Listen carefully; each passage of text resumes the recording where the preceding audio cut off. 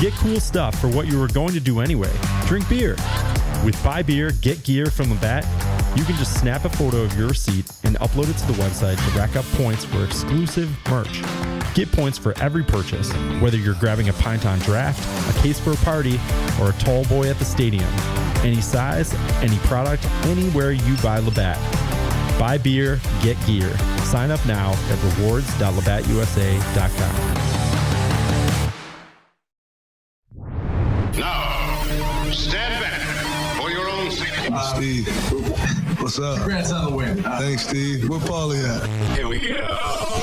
I'm checking out. I will respond to you, but I'm done for the week. I'm done. Steve is my favorite part of the show. How's that? I like that. Thank you. Thank you for saying that. Check for sound. Pleasure to be on there talking with Paulie, man. He's a good dude. I'm an idiot. I'll just shut up and let you talk. I was trying to help. And shout out to Tupac.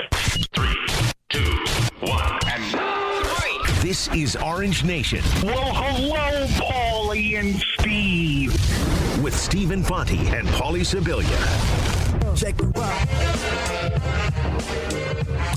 Good afternoon, everyone. Glad to have you with us. No Paulie Sibilia today. He's on his way to Charlotte for the ACC Tournament. Stephen Fonte, Tim Leonard with you up until 2 o'clock here on a Monday.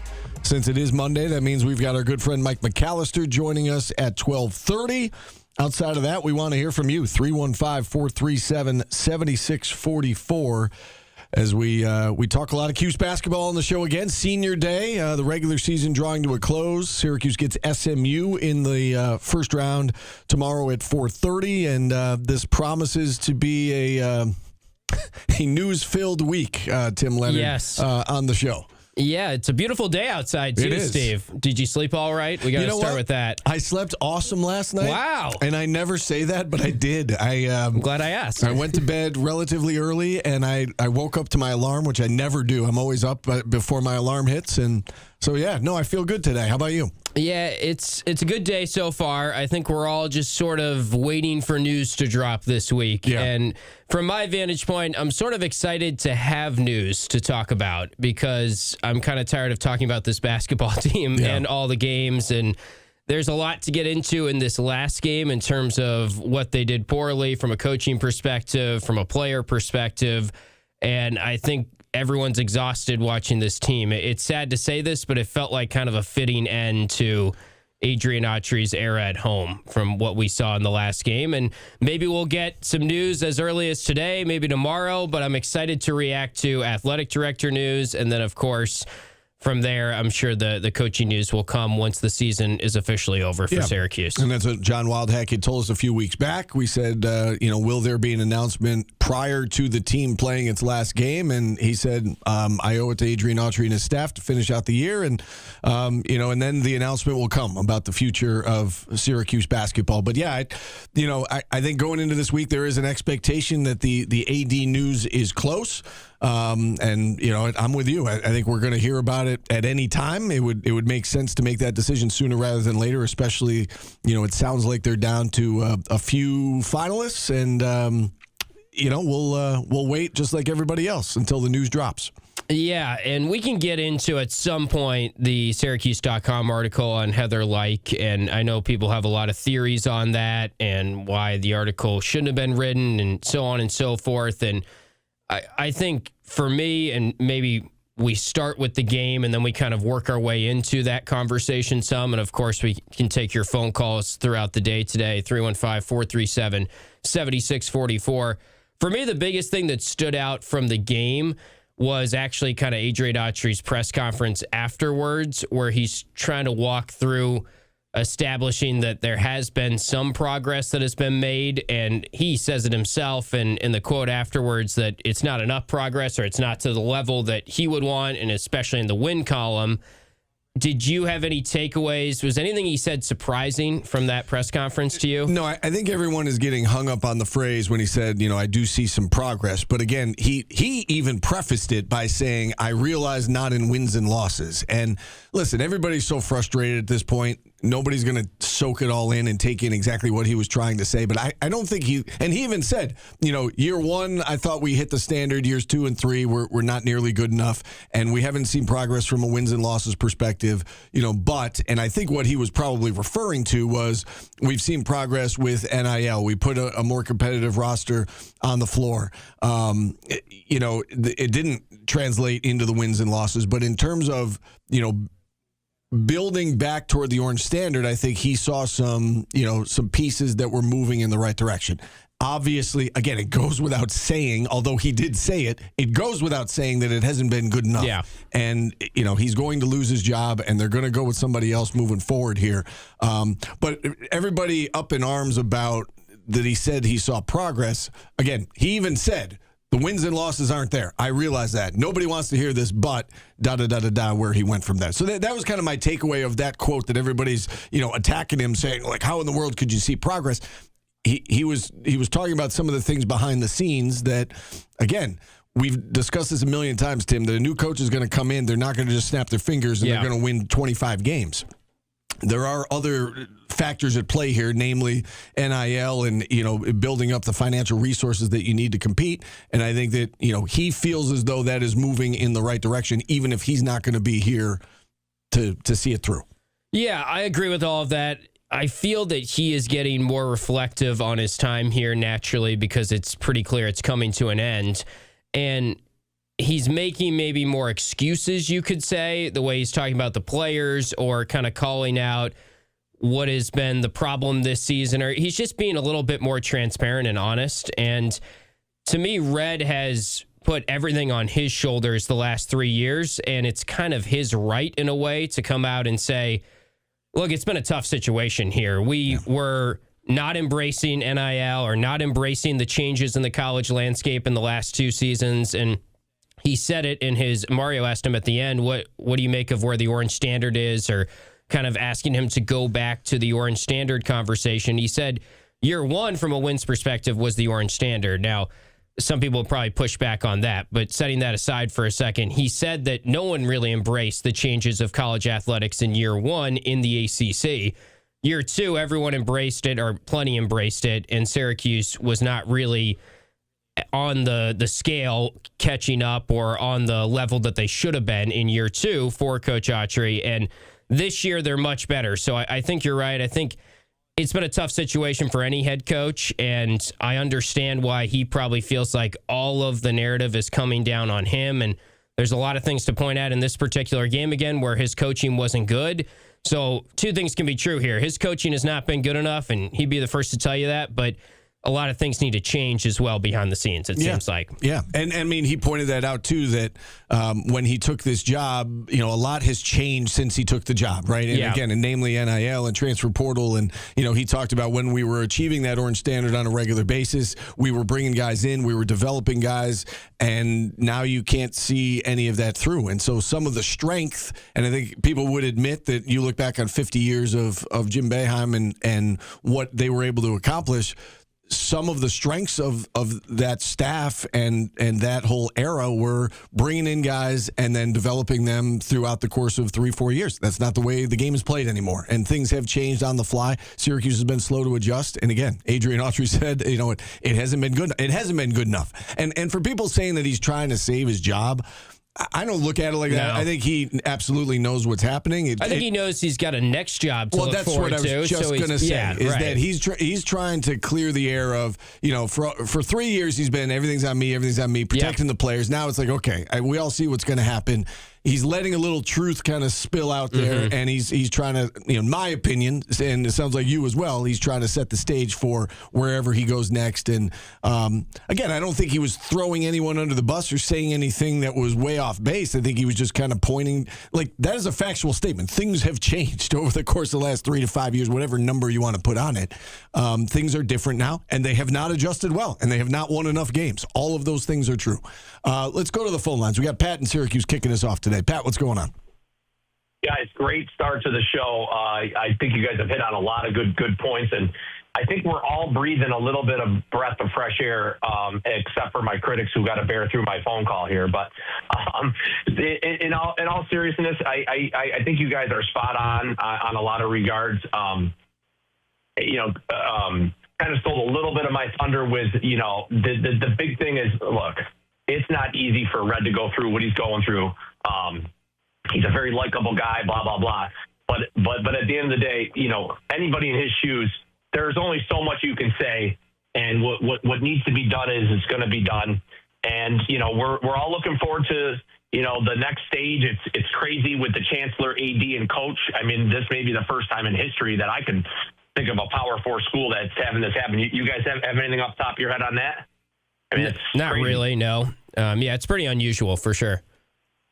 Yeah, which could be good and it could be bad and it could be both of those. But what I will say, I'm a firm believer in a lot of the industries that I've worked in and work in, and even basketball. You have to set the standard higher. For him to say in one of his last press conferences that the first year we met the standard, no, we didn't. Okay, first of all. Jerry and Judah carried Red that year, and that's my opinion, and I'll go to my grave with it. They carried that team. Judah and Jerry, it cannot be understated that without that, he would have an even worse, three-year record. Now, it's easy to say that when your best player is not on a team, whatever, blah, blah, blah. And last year it is fair.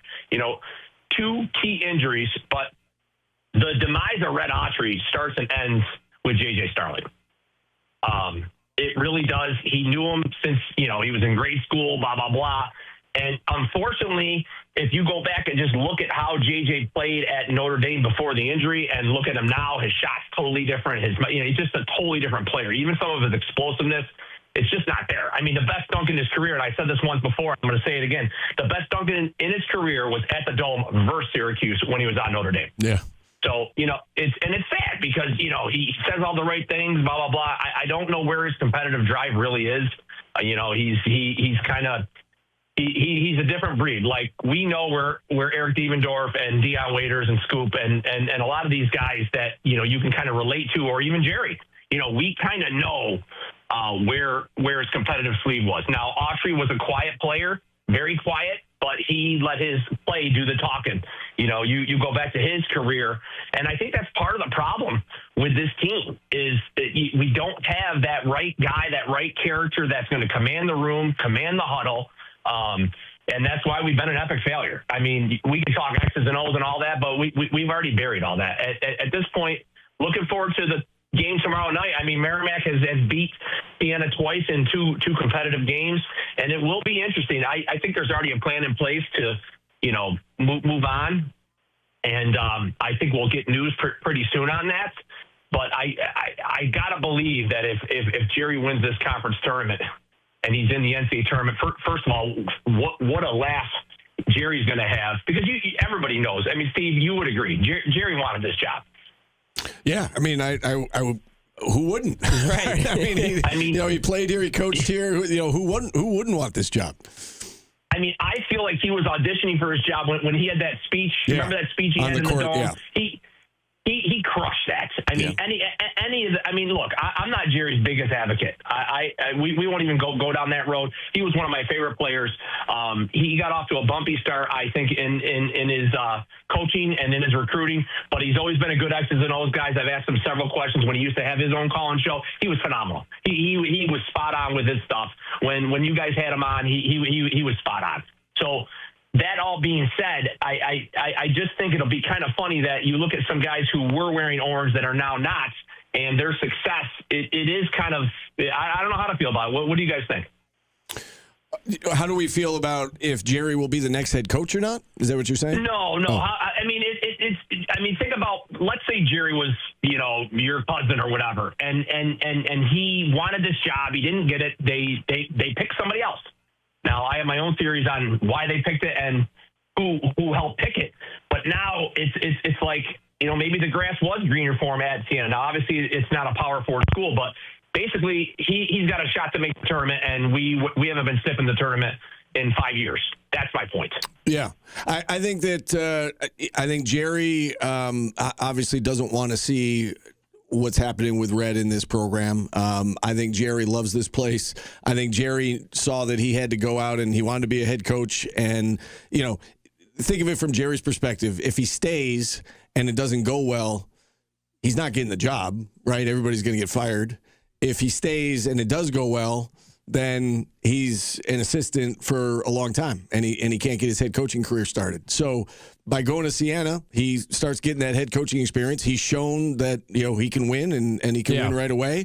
And I don't know if you're wondering whether or not he would still want to come back here because he got passed over once. I don't even think that's a question. I mean, I haven't specifically had that conversation with Jerry.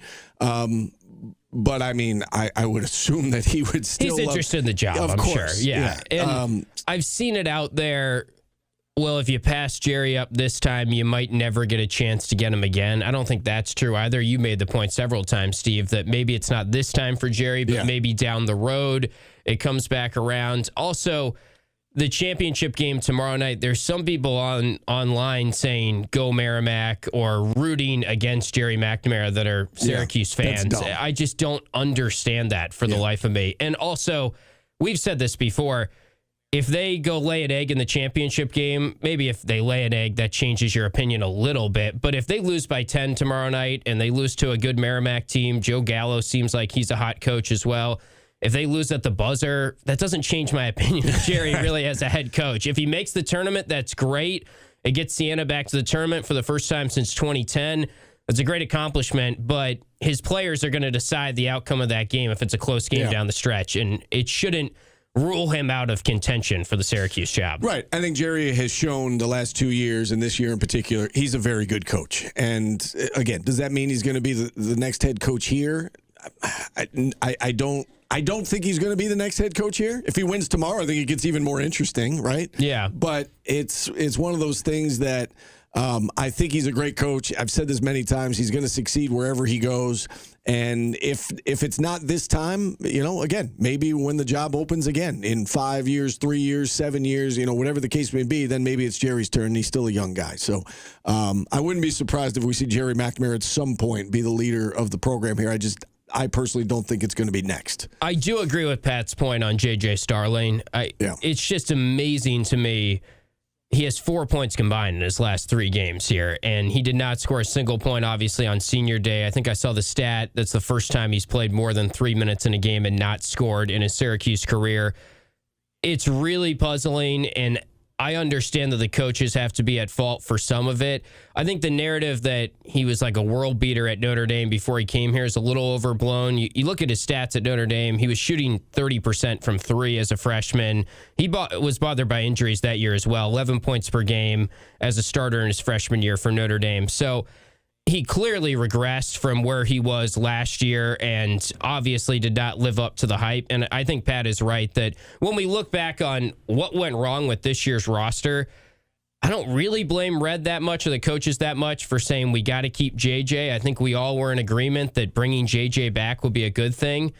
And I've never really been a huge JJ fan, but at the start of this year, I was sort of advocating for him when we were having the discussion of Kyan versus JJ, and I thought that was early.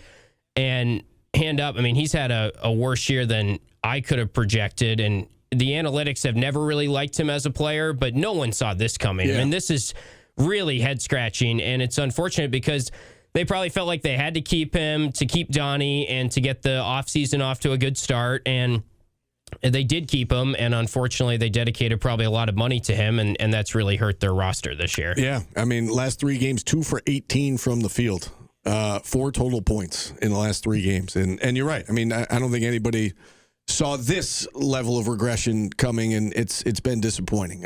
Let's go back to the phone lines. We got Jay in Baldwinsville up next. Jay, what's going on?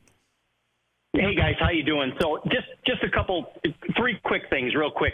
I'll start with JJ. One thing to note is that I get up to the Dome. I got to get up there a little bit earlier, and the one thing I note that he is nowhere to be found an hour and a half before the game working on his jump shot.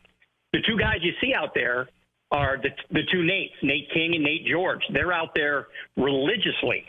So with JJ, either he is so far into his own head right now with that jump shot that he's not even attempting to try and correct it at this point in the season. So that's one observation.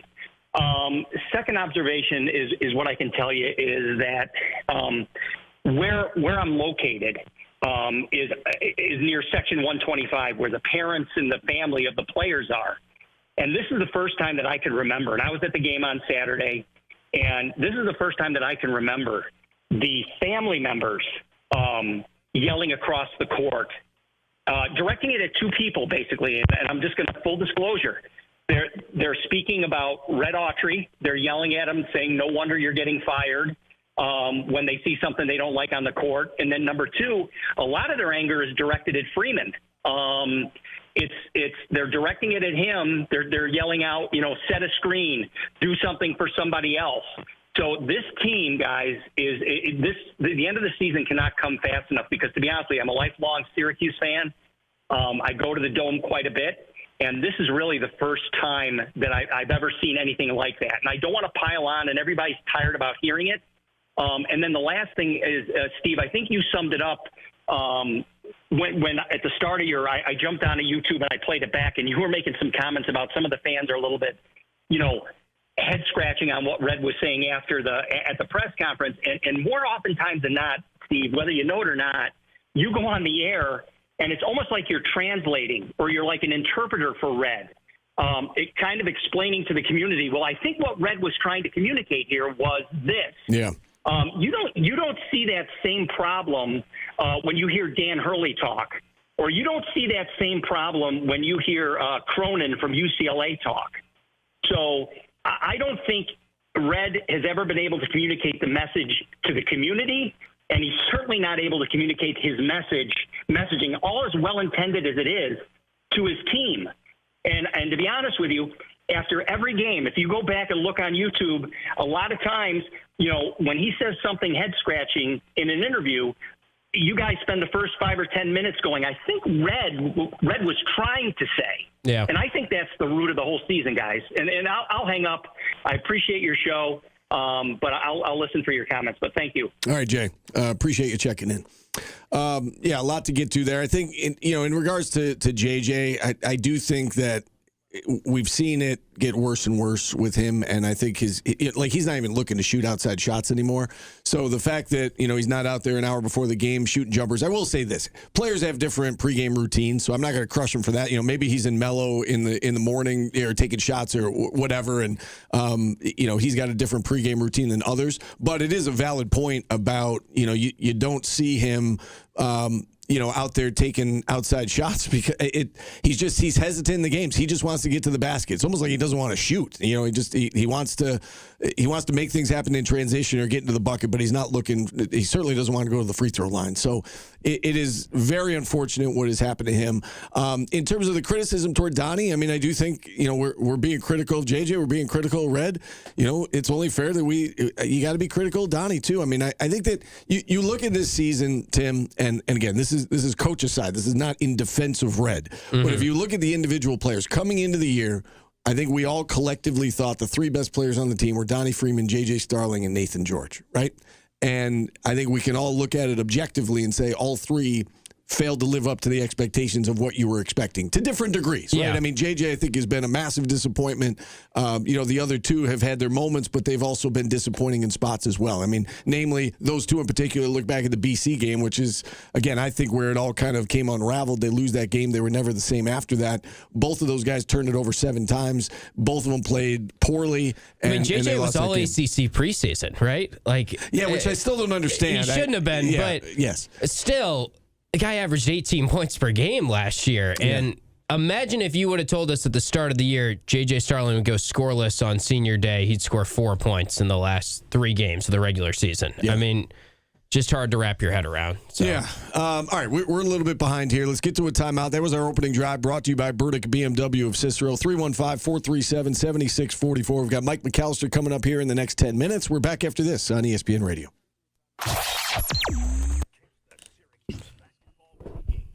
If Nash is in the chat, I don't know what happened to the screener. I just couldn't get him on the air.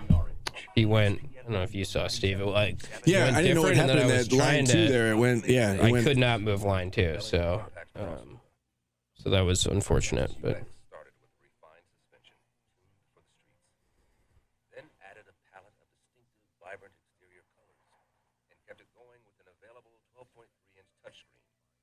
I don't think we said Burdick BMW, right? No, I did. Oh, you did? Yeah. Oh, nice. Okay. Notorious B.I.G. Artist of the Day, Steve. That's right. Yeah. What's your favorite song? I'll save that last. You got a clear number 1? Big Papa? I would say his first, he was all a dream. It was a Dream, yeah, right? What's the name of it? Juicy, okay. I couldn't think of the name. I'll save that for the end, yeah. I think that was his first big hit, if I'm not mistaken.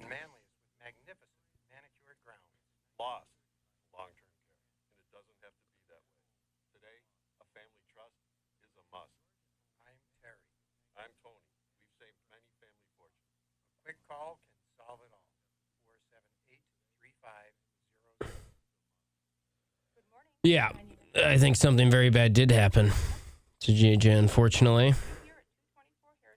I will say at the start of the year, he was out there pretty early for warm-ups, and I was always, concerned watching his jumper in warm-ups. It almost looked worse sometimes in warm-ups than it did in the game, so it's just an issue, no matter what.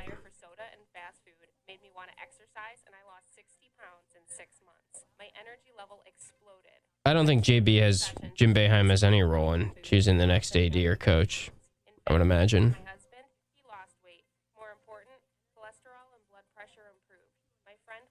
I don't think it's fair to say, Q Sports Nor, that we knew this would happen. I think Adrian Autry was the associate head coach at the time, so logically he was ahead of GMAC, and like all the other schools that have gone from legend to in-family candidate, pretty much all of them picked associate head coach.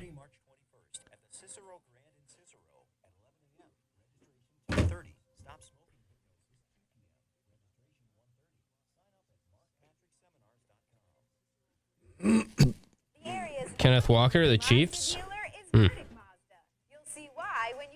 Kelsey's coming back to the Chiefs, I guess. After yesterday, they said he might go somewhere else.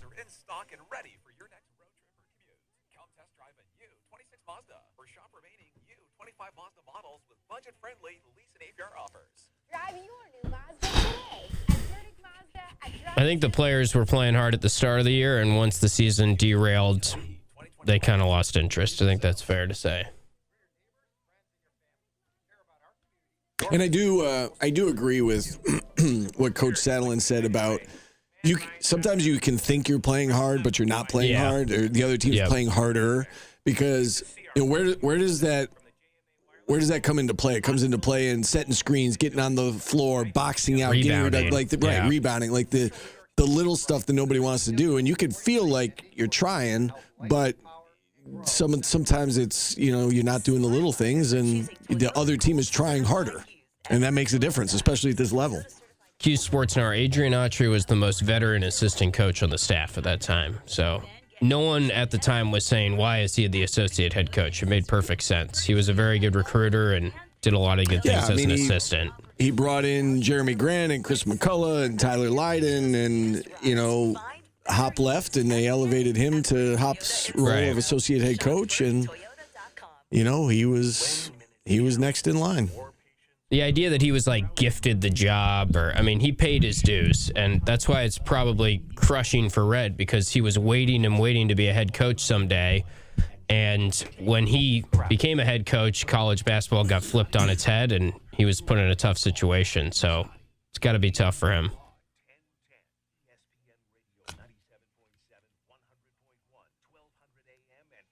40 a.m.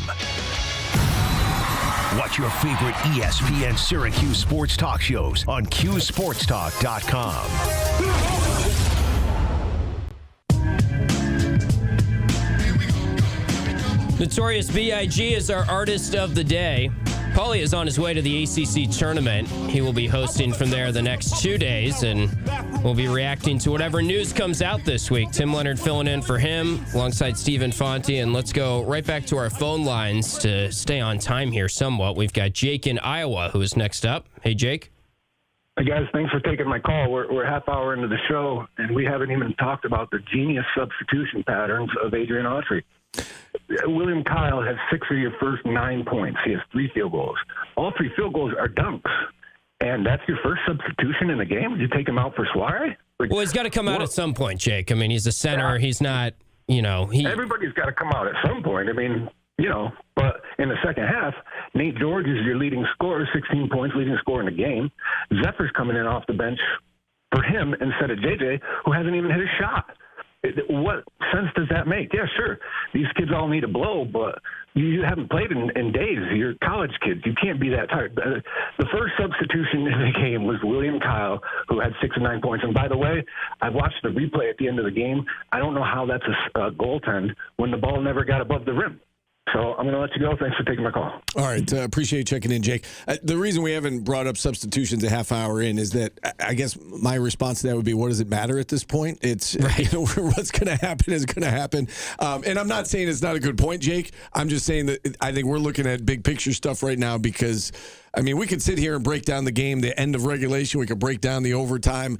It's just what's the point? It's It is what it is at this point, and I think we all kind of know what's coming. But substitutions all year. I think, Tim, there have been some head scratching substitutions on and off throughout the season. There have. I also would say that they were down Sadiq White, they were down Kai and Anthony in that game. It went to overtime. If he didn't make substitutions and then they lost the game in overtime and they looked tired, then the caller would be saying, well, why didn't he give William Kyle a breather in the first half? He looked exhausted. So substitutions is a tough one for me. Obviously, we've been critical of him throughout the year, Coach Autry, and his substitution patterns. And I get on more the line changes or the habits he has. Or somebody's got it cooking and he takes them out. We've seen that a few times. Yeah. And I think that was Jake's point to some degree, with not that William Kyle was cooking on offense, but they had found something. He had 3 dunks in the 6 points in the first 6 minutes. I understand kind of where he's going with that, but I do. Yeah, I'm not trying to dismiss it completely because obviously it has been a trend and an issue and something we've talked about, but it just feels like it's an easy thing to pick at with a coach. Right. And I'm sure even the coaches that are very successful, they get done, they look at the box score and they think, man, I could have kept that guy in a little bit longer. It's a tough part of the job. Yeah. So. And in regards to why we saw a little Bryce Zephyr, I think that, and I said this a couple weeks ago, that if the guys you have on the court, if it's not working, and namely JJ, you didn't have Cayenne to go to in this game. Yeah. JJ clearly didn't have it, not even looking for a shot, and he's been awful the last 3 games. Why not throw somebody in there that could play defense and maybe give you a little bit of a spark? And that's what Bryce Zephyr does, right? He's an energy guy. He can play defense, and and if the Nate King shot goes down, the step back 3, we're not even talking about the game at all, and we're not talking about substitution patterns because they win the game. But it didn't go down, and that's kind of been to sum it all up, that's been Adrian Autry's tenure at Syracuse, that the 50-50 balls or the 50-50 shots, they have not by and large gone in the way of SU's favor the last 3 years. Yeah, and their late game execution all 3 years has left a lot to be desired. And I think that's a pattern that falls back on coaching some for sure. Or maybe it's the message he's given across to the players, the energy he's given across. I've talked about it throughout the season that sometimes it feels like Red is very negative, very like bottling up his emotions on the sideline. And I think there's just a lot of pressure for playing for Syracuse right now. And sometimes late in games, guys make mistakes or they don't read things the same way because they kind of feel the pressure that's coming from their coach. Yeah, I mean, go back to the BC game. Clearly, the plan was to foul, and they didn't execute at the end of regulation, and it cost them. I mean, it really cost them the rest of the season. You hate to put so much on that one game, but the whole season just kind of turned after that outcome. And again, that's late game execution. It's the coaching. It's the players not executing. Everybody deserves the blame in this situation. Let's hit a timeout here. Mike McAllister joins us next on ESPN Radio. This is Orange.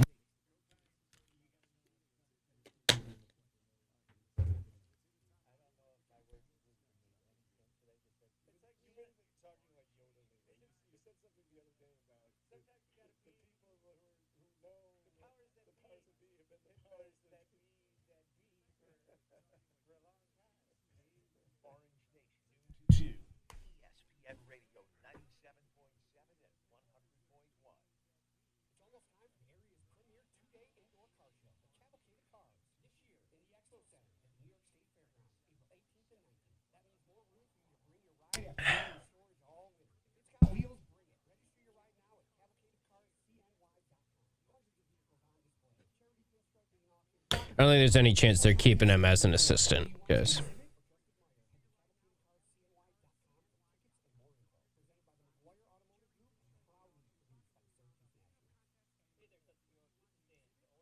Thank you, Q Sports Knower. That's maybe the first time anyone has ever said, I appreciate your insight. Very civil conversation we just had.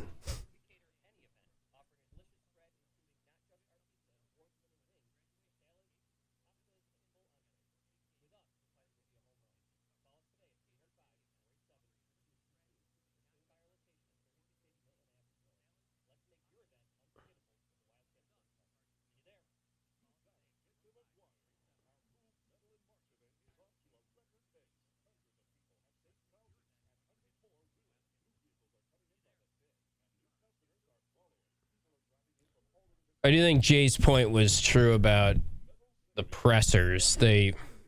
There's been too many times where we've come on here and tried to cipher through his comments or decipher them, and then he's uncomfortable in those situations. Right. We've seen that. I think he's a smarter basketball mind, X's and O's mind, than the average person thinks. But the average person doesn't see practice or anything, and they're just seeing the press conferences, and he doesn't dive into much. He hasn't communicated clearly what's his goal on offense or what. Yeah. Whereas Jerry or someone else is very good at describing the game and breaking it down. I think Red is a smart mind when it comes to that, but it just doesn't get across to the fans really in the pressers. I don't think she's done, Ryan. I think they're hopeful she'll be back by the NCAA tournament.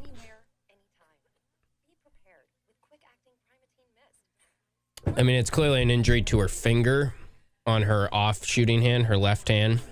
If you look, she just had something on her finger, nothing on like full hand cast. So hopefully she can get it fixed and get healthy.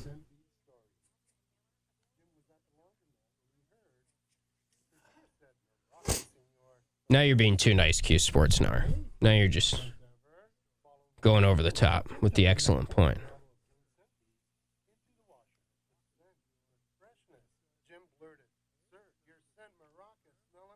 That's $1 million question. Do we have the dollars to keep Uche?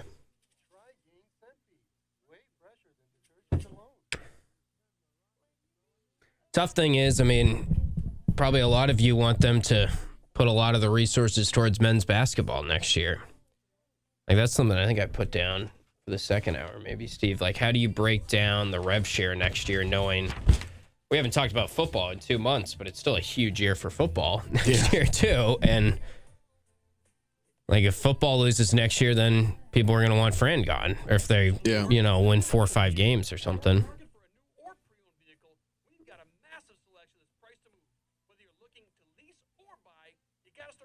I would still be surprised if Heather Lyke is named AD tomorrow. We can talk about that, too.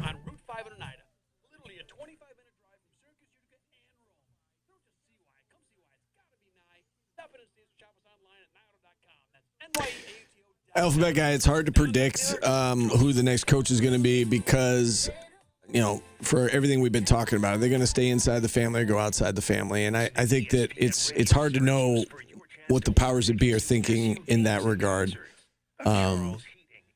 Because I think that's ultimately what it comes down to. The answer to that question, I think, determines who the next head coach is. ESPN 97.7 and 100.1. Watch live on QSportsTalk.com. The bigger duets. Jazzy Fizzle. Jagged Edge. Biggie Smalls. Ladies and gentlemen, I go on and on and on. The Notorious B.I.G. is our artist of the day. Nasty Girl, Steve. This is one of your favorites, right? You like Biggie Smalls? I don't know that I've ever heard this song, to be honest with you. Paul pulled these songs, so don't get mad at me, but this was in his top 7 that he went for about an hour ago. I am not familiar with this track, but... it's featuring an artist that we can't talk about anymore because I'll just say P. Diddy. He's not in the good graces anymore. All right. Well, let's get rid of it then. Yeah, before he starts yapping. Good call. Move on to our first guest, our only guest here on a Monday. It's 12:30 on a Monday, a little bit after 12:30 as we bring Sorry, Mike. Mike's used to it by now. Mike McAllister joining us on the show. Mike, what's going on? Not too much. The people are angry, so I get it. Yeah, I feel like the last 6 weeks that you've come on the show, people are angry on a Monday. That's a common theme here.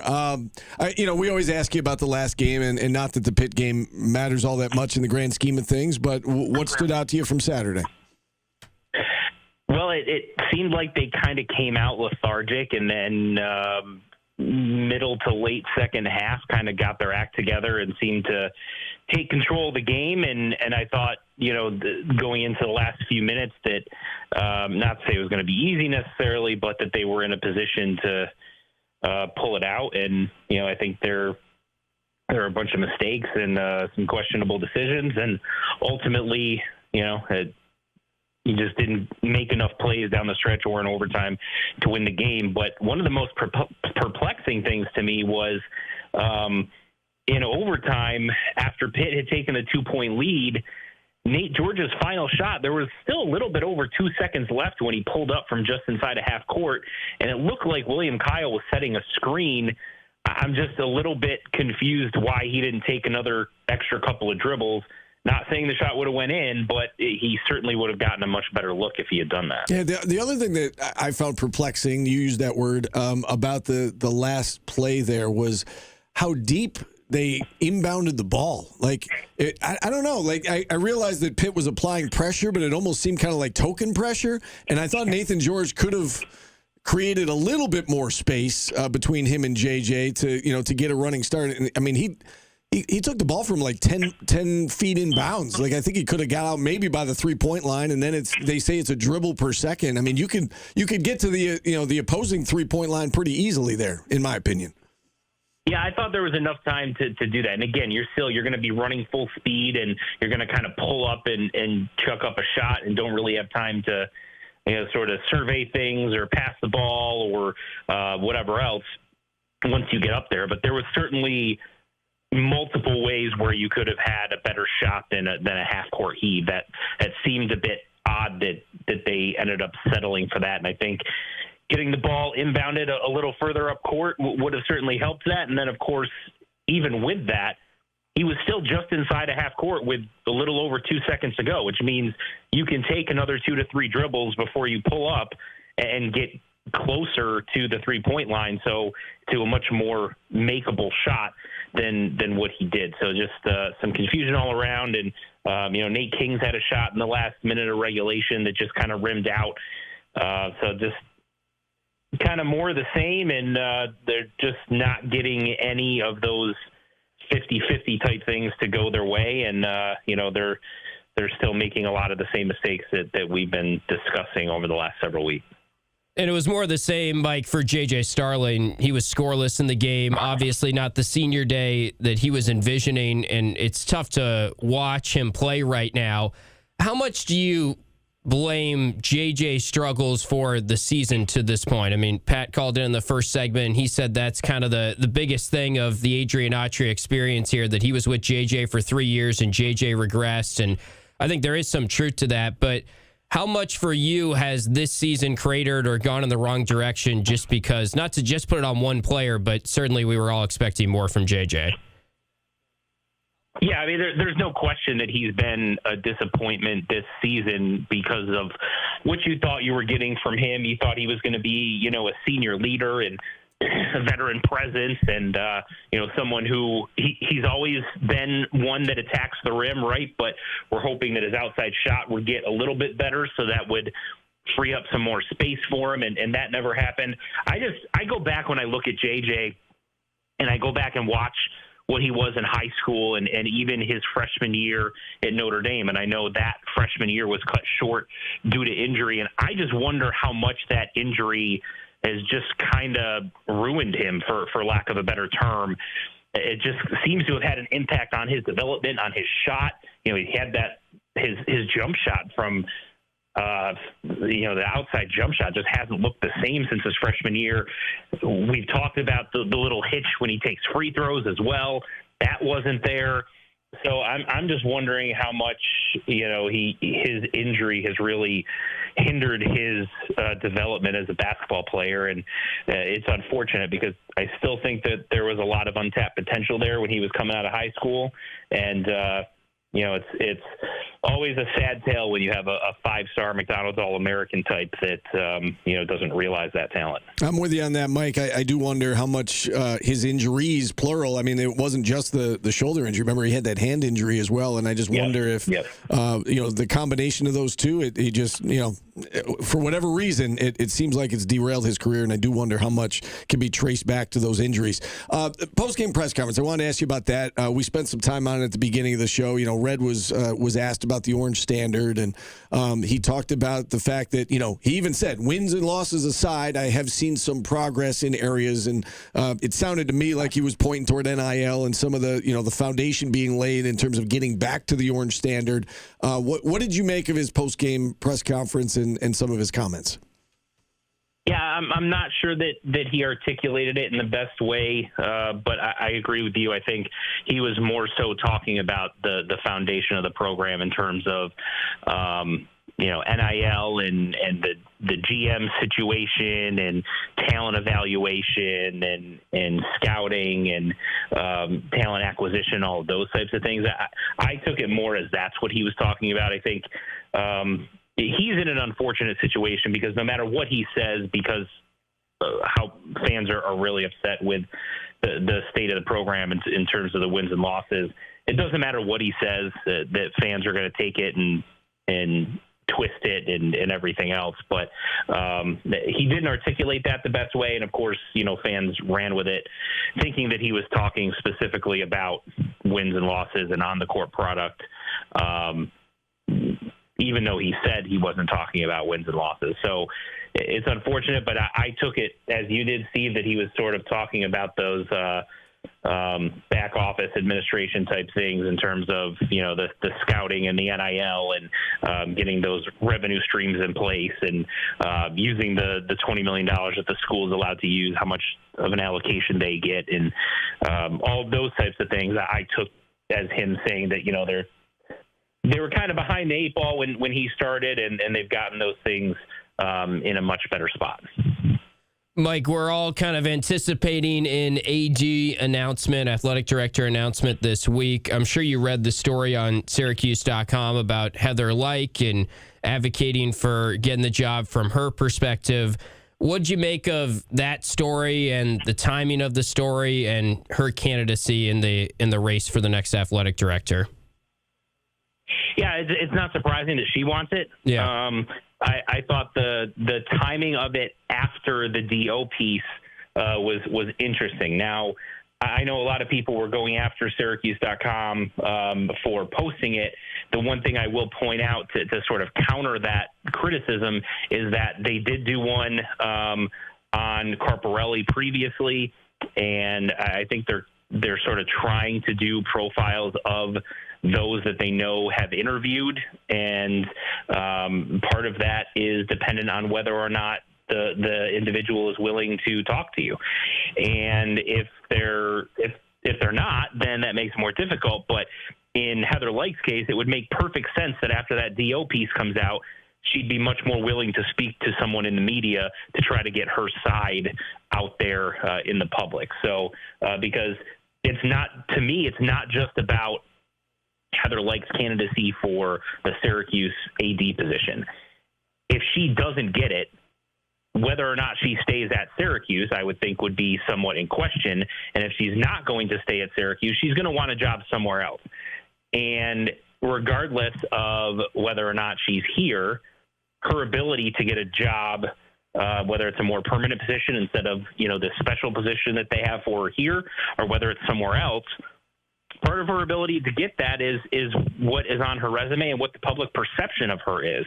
And so if there's negative public perception of her out there, it would make sense to me that she would want to, get out there and make some comments to try to alleviate some of that, not only for the potential for getting this job, but also for, the her future endeavors throughout her career.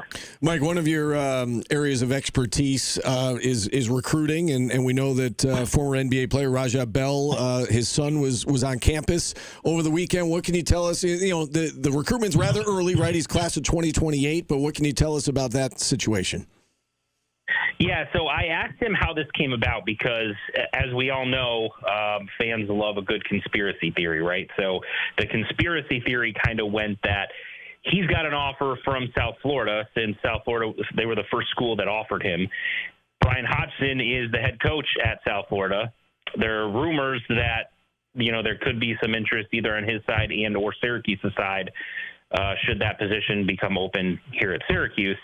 And so the conspiracy theory went that he told Bell, why don't you go up there and take a visit, because I might be up there, and then, you know, I'll start recruiting you and you'll have a frame of reference for, you know, what everything looks like. I didn't really buy into that conspiracy, but that had been discussed quite a bit. I saw on social media and as well as on my message board on my website. So I asked him how the visit came about to try to see if, you know, there was any truth to that. And he basically said that, look, this coaching staff's been recruiting me for a while. They offered me early. I've been wanting to visit. It just didn't work with my basketball schedule. And we lost. Our season ended and happened to have some availability for the last home game. And so I came up to visit. He said it was nothing more than that. He liked the visit. He liked the coaching staff. Was really impressed by, you know, the culture that he saw and the facilities and everything else. I asked him, you know, if it's a tricky situation given, you know, the status of the coaching staff and, you know, all those rumblings are out there. And he made a pretty, I thought, poignant comment, which was, there's no guarantee that by the time I get to any college that the coaching staff that's there now is going to be there. He's like, so that didn't deter him at all. And I also think it makes sense from the Syracuse coaches' perspective, because if they're not here next year, they're most likely going to be looking for jobs somewhere else, right? And so having those relationships intact would help them at their next spot. So I still think, even though some might find it a bit odd, especially since there hasn't been much recruiting activity for months, that I still understand kind of how this came about and why it happened. All right, Mike, as always, we appreciate the time. We appreciate the insight. Enjoy your week, which should be, again, a news-filled week, and we will talk to you again real soon, I'm sure. All right, thanks, guys. Appreciate it. All right, Mike McAllister, Syracuse on 24/7 Sports, joining us here on the program. We'll hit a timeout. We'll check in on the market. We'll wrap up hour number 1 next on ESPN Radio. Check out Mike.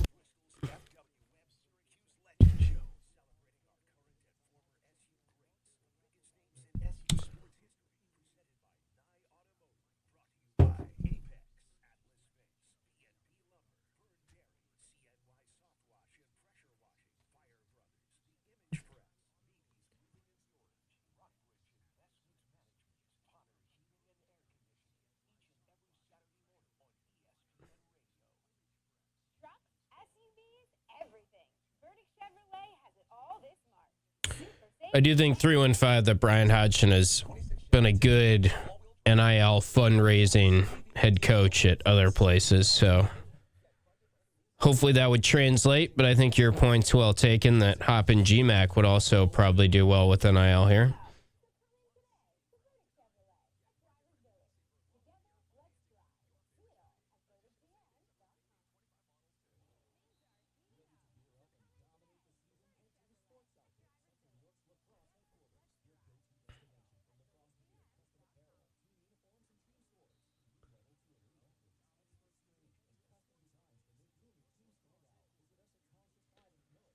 Yeah, it's probably going to be a pretty notable week of Syracuse sports.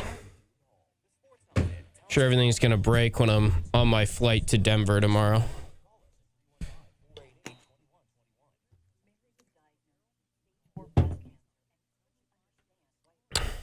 I don't know, Ryan. They seem pretty confident that you'll get another year, or I've heard at least half a semester, which I don't really understand that. They're doing that now? Yeah, because she left... I think it was UCLA. She left mid-semester, which I didn't even know you could get a half semester. Also, I don't really understand why Nate Kings would get an extra year or Dom would get an extra year, just looking at it from my view. But maybe I'm wrong. I mean, it's hard to make. Dom does have a COVID year, but she's played now 5 seasons of at least 5 or 6 games. So I don't really understand. I mean, I'm hoping she gets another. That'd be great. I'm not trying to shoot it down. Like, I'm sure they're going to try. And maybe there's more to the story than I know, but just looking at it, I don't really see why she'd get an extra year. And I don't see why Nate Kings would either. But we'll see.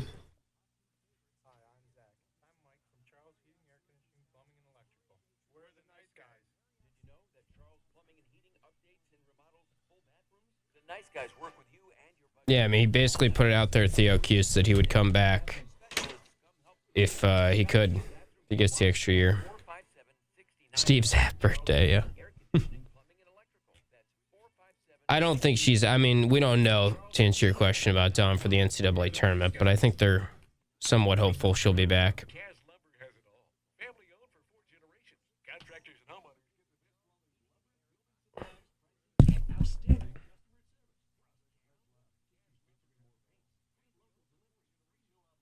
I did not. I don't think Heather will get the job still. But I could be wrong. Put it this way, I think it would surprise me if she got it, but we'll find out probably today, tomorrow, next day, something like that. We'll get clarity soon.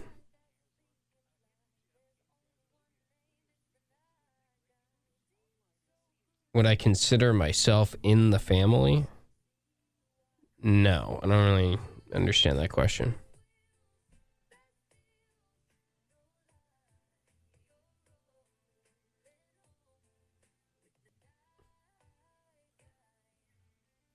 Call Lee here. Oh, there we go. Thanks, David. We've got a massive selection that's priced to move. Whether you're looking to lease or buy, you got to start rolling with an iGuy. We are located right in the heart of Central New York, only 5 minutes from the Turning Stone Casino on Route 5 in Oneida. Literally a 25-minute drive from Syracuse, Utica, and Rome. Don't just see why. Come see why. It's got to be nigh. Stop in and see us. Shop us online at nyauto.com. That's NYEAUTO.com. And on that dealer, you can trust. Yeah, there are plenty of programs that really wish they had a family that they could tap into, or an alumni base like Syracuse. ESPN Radio 97.7 and 100.1. Watch your favorite ESPN Syracuse sports talk shows on QSports.com.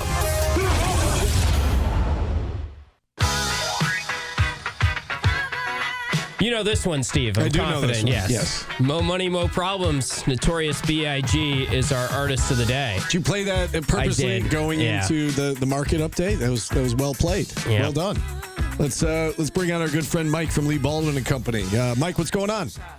Very well done, guys. We've got a turnaround Monday. Things were looking pretty bleak over the weekend and this morning. The Dow was down close to 1,000 points pre-market on the futures, but we've had a nice reversal, and the S&P and NASDAQ have both touched positive in the last hour. The Dow's still down a couple hundred, but a lot better than it was this morning. Oil's also was up about $20-25 over the weekend. It's now up about $3 or $4.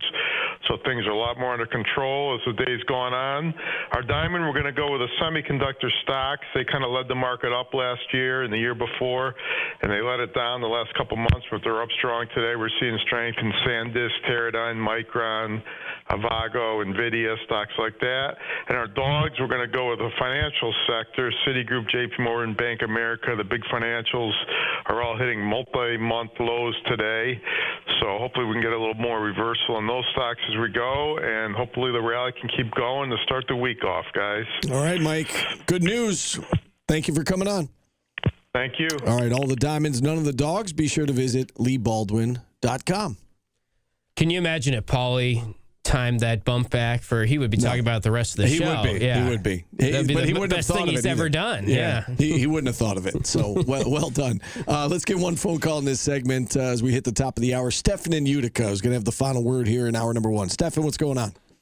Well, hello, Steve and Tim. What's going on, Stefan? Not too much. Now, what do you guys think of Syracuse's matchup in the ACC Tournament?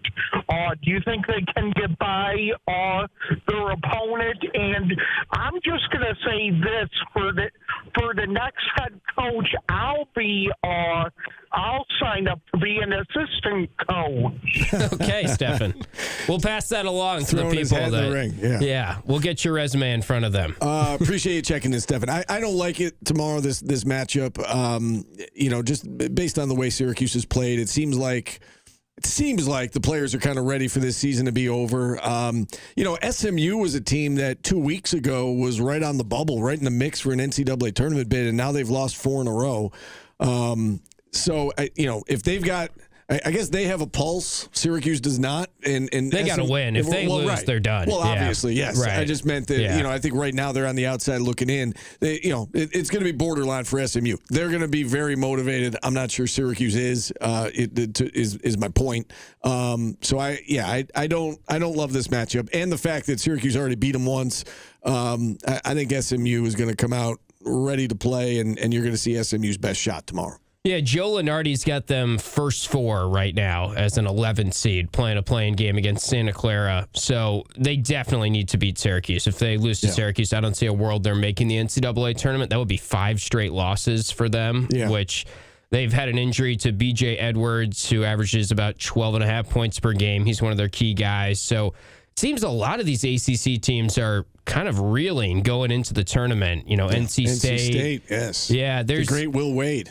And then Florida State, who just beat SMU, is actually doing the opposite. Florida State's playing some really good basketball right now, but Clemson's kind of reeling. Even Duke's got a couple injuries now. UNC loses Caleb Wilson. So, unfortunately, the way I see it right now, there might not be a great run of form for anyone, really. When it comes to the NCAA tournament, I don't know how successful the ACC is going to be. I mean, I still think Duke is Duke, and they're going to be a Final Four favorite for a reason. But yeah, to that point, we were talking about that. I was talking with Paulie before the show. We were on the phone talking, and I said the same thing. Like, I think Virginia is a team that I'm intrigued by. I think they had a really good year, and I like kind of the way they're playing right now. But outside of Virginia and Duke, I don't know if there's anybody you really like. I mean, Louisville's dealt with injuries in season. We know they're super talented. Can they put it all together? I would say those are the 3 in my mind that are most likely to go on a run. I think UNC with Wilson not playing, that's going to be tough for them. And you're right. Several of the other contenders have kind of fallen off here in recent weeks. SMU among them. And to your point, they absolutely need to beat Syracuse tomorrow. So I don't like this matchup at all. So Stefan, as always, we appreciate the call. All right, I lied. We're going to get one more phone call in this segment. Harry in New York is up next. Harry, what's going on? Hey, fellas, how you doing? Good. Good. So I was calling because I feel like I want to give a more enthusiastic vibe to the call-in. I feel like Syracuse fans should. I mean, the game Tuesday is going to be brutal. I feel like, but it's going to be fun watching Jerry McNamara coach for a MAC championship, because I feel like they've looked good in this tournament, and it will be fun to watch if they win. Sienna and Jerry McNamara be like a potential Cinderella team. And I feel like if we can't really celebrate the program itself this year or last year, it's just going to be fun to watch, like one of our own succeed in some way. And it also, I feel like if he does win the MAC championship, and I don't know what they would get. They could be a 16. I don't really know how that breaks down with the mid majors that get in off conference championships. But I feel like it puts more. He gets boosted in my interest level as a fan of being an actual consideration for. And I know a lot of people don't want someone from the family because they want to, get away from the Boeheim era. But besides, what's it, Hodgson? Yeah. Hodgson is my number one right now. I just really like his vibe. I like his resume. But if Jerry is able to, in his second year, create a winning program at that level, I've always just thought he had a perfect temperament to be a coach, and he just loves SU so much. Like he would go up in the running as like maybe tied for first in my opinion for someone to replace Autry. I'll take it wasn't really a question. I just thought if you guys wanted to chat about that. Yeah. We good. Yeah, no, absolutely, Harry, and we appreciate you checking in. And I don't think you're alone. I think that his profile will be enhanced in the eyes of many, if he's able to make the NCAA tournament. And let's not forget, you talk about, rooting for him. They got a local player on the roster who happens to be arguably the best player in the conference. He was a unanimous pick for the MAC conference, all first team. Came in second in the player of the year voting, but Gavin Doty from just down the road here in Fulton, he's their best player. He's arguably the best player in the conference, or number 2, I guess, according to the votes. They are fun to watch, and, Jerry should be applauded on a great year. Whether he gets his job or not, Jerry should be applauded for what he's done there. I think he's a winner. I think he's going to be a great head coach. He already, he's already proven that he can do it. I think he's got a bright future ahead, Tim. Let me ask you this. Do you think there's any chance Jerry levels up to somewhere not Syracuse next year? Like, they make the tournament, Siena. Goes to Pitt or BC or something maybe like BC, that? yeah. I mean, Merrimack, who they're playing, Joe Gallo is a guy that everyone's saying, he could logically go to BC next. Yeah. And by the way, they'd probably be a 15 seed, it looks like, on bracketology, for whatever that's worth, if they did win. So, I mean, they're not going to upset in the first round, I don't think. But maybe... Is there a chance that BC gives Jerry a phone call after a year like this? I mean, I would think so. I would think so as well. I don't know what his plans are, obviously, and it's only year 2. And if he makes the tournament, does he stick it out another year and see if he can, replicate that and then go somewhere where, we've talked about this before. There are jobs that it's very difficult to win at, and BC is probably one of the jobs. Not saying he should take that job, I know. But yeah. I'm saying I think BC is one of those jobs probably at the top of the list or near the top of the list in Power 4 that it's very difficult to win there. So I don't know if he wants to do that because he wants to set himself up for success. I think the Siena job was a great situation for him, and he has made the most of it. And again, I think he's kind of ahead of everyone's timeline in terms of being in the conference title game in year 2 and a chance to get to the tournament. So do I think he's going to be in the mix for some jobs, especially if he wins this game? Absolutely. Do I know whether or not he would move this year? I think it remains to be seen. I think, he's going to have to take that under consideration and look at the jobs and the opportunities and weigh the pros and cons. But, it's great to see him have success.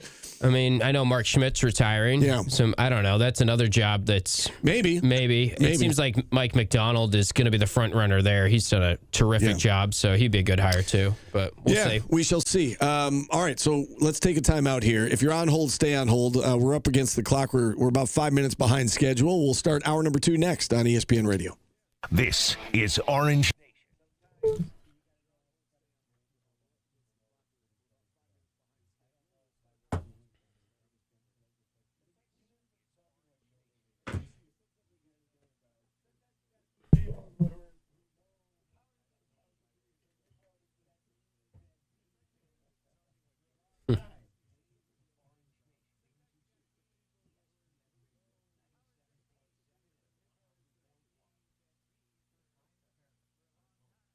I don't know who BC is going to hire. That's a tough job.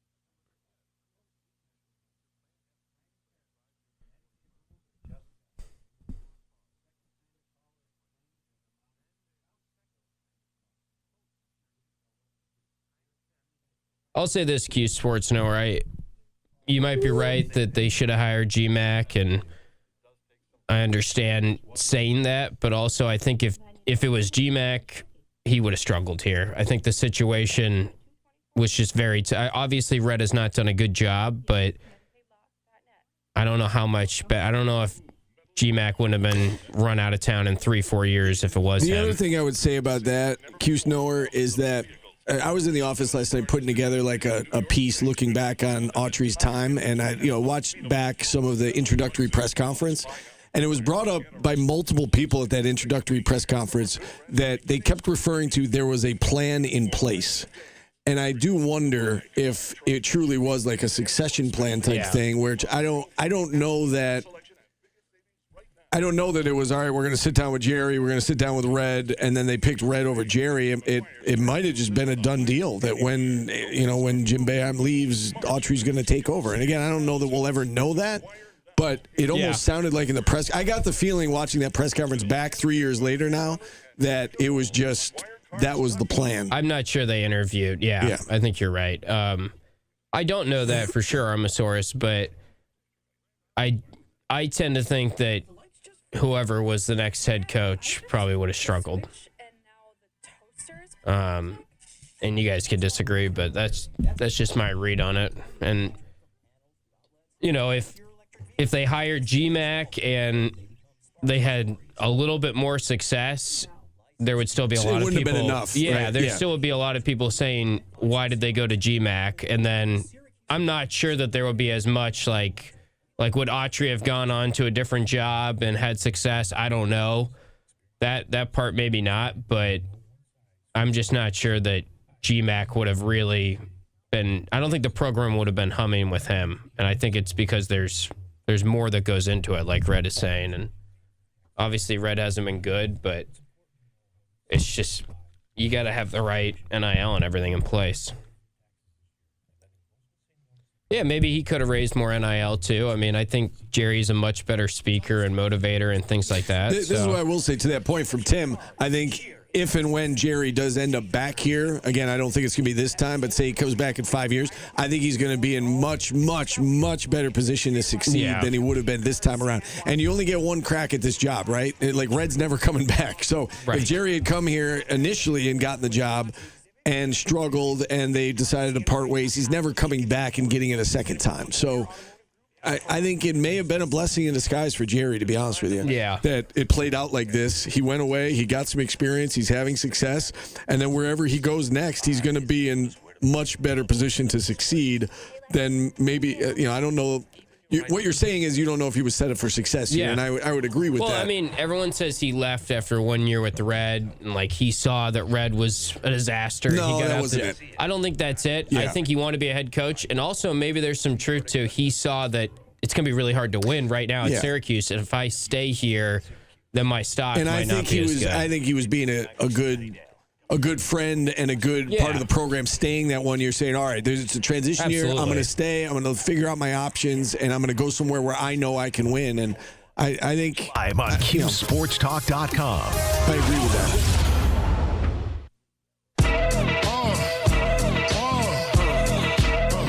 Hour number 2 of Orange Nation. Biggie Smalls is our artist of the day.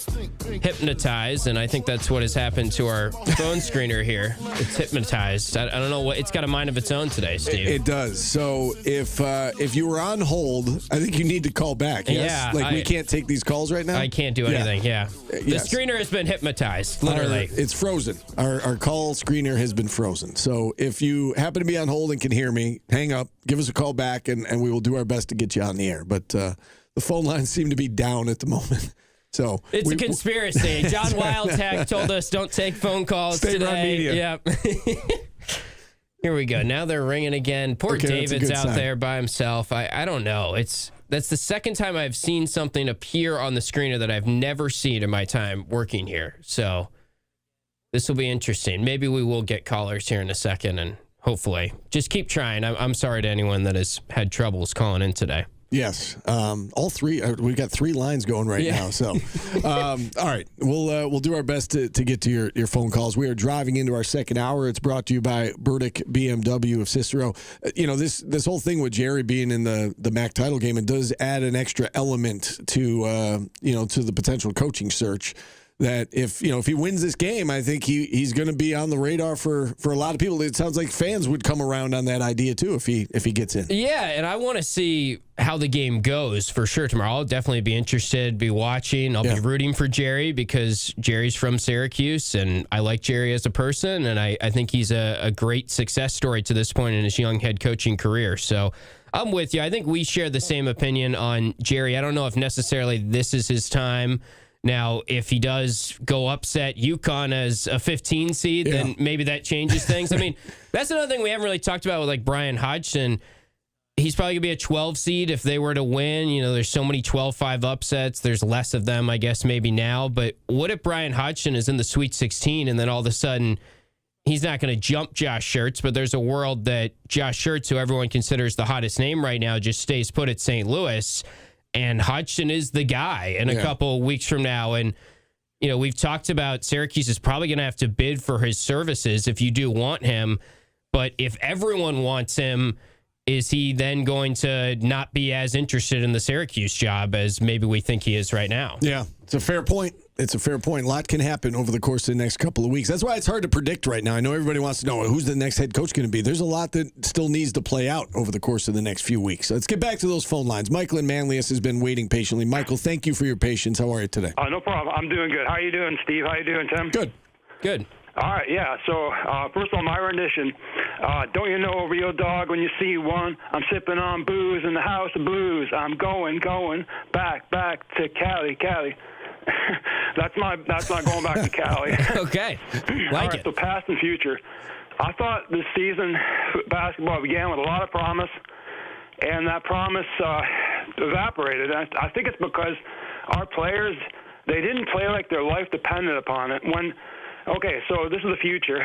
When GMAC was making his magical run in the Big East tournament, he played every game like it was his last game, like his life was literally on the line. So I'm recanting what I said about GMAC. I think he should be the next coach.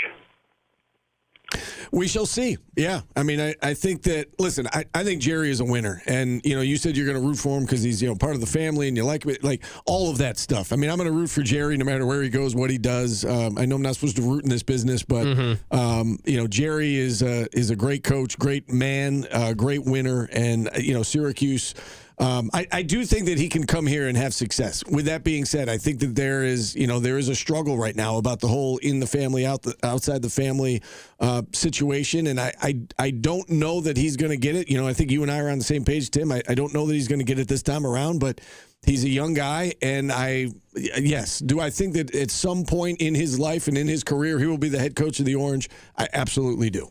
And you know, he's getting off to a great start, and we wish him the best tomorrow. And I hope he gets it done and gets to the tournament. It'd be great for him and his family and for that program.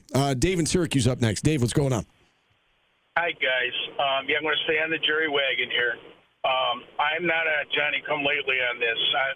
I've come on your show several times and said I thought when he walked off the court on his senior day that he would be back here someday as the head coach, just because of who he is to Syracuse. But, guys, you know, he took a 4-win team to the cusp of possibly making the tournament. I don't think the level of what he's done has been explained. Everyone's like, yeah, Jerry's done a good job. He's done this. No, he's done more than a good job. He's done an amazing job in a short amount of time. And do you know what amazes me about this, you guys? What's that? His two assistant coaches that he took, Arinze and Ryan, never have coached in college before. I mean, it's amazing that he took two guys that have no experience coaching college ball, and they've done. And you got to give them some credit too. They've done a terrific job. I love what Arinze's done with their big guys, who are really overmatched by some of the other guys in the conference. I love the way that they play and their footwork and their moves in the post, even though they're undersized. My only concern, if Jerry were to be the coach, is who would he bring from his staff, and who would he hire in the staff? Because the one thing that these guys probably don't have is a ton of contacts in regards to recruiting, high school basketball through the Northeast, potential transfers. Contacts with guys that played previously. That would be my only concern. But as far as a motivator, could you think of another guy that could come in and be a better motivator than Jerry? You guys have interviewed him several times. X's and O's. Who talks a better X and O game than Jerry McNamara? I mean, I'm dazzled by what he's done with your guys' interviews in the past. He's got it all, man. And if he is somehow can come up with maybe an assistant or two that has contacts that can help him to get players to come here, who would not want to send their son to play for Jerry McNamara? Yeah. I mean, it's a great point and a great call, Dave. And I'm with you on that. You look at Arinze and Ryan Blackwell and, them coming in. I think one thing that that staff needs to be commended upon is they had a plan in terms of what they wanted their roster to look like, and they got it done in the portal. They did, both years, right? And Jerry talked about this the other day. I heard an interview with him out in Albany, and he said, we came here to win, and the goal in year one was to be competitive, and they were, and the goal in year two was to win the league. And they fell short of winning the league in the regular season, but now they have a chance to win the league in the postseason. And he had a plan, and they executed that plan, and they got after it in the portal. And they, he added some really key pieces. I think Gavin Doty. I mean, I think to go back to the local kid, I think he knew this kid was going to be special. He brought him in, played him a lot as a freshman, had a solid freshman year, and now he has just blossomed into a player who I think can take a step up in competition if he decides to. I don't know what his plans are, if he wants to stay at Siena or if he wants to look elsewhere, but he's a hell of a player. And it wasn't just Doty. I mean, they went in the portal and they got guys who they felt like could win right now, and it's worked.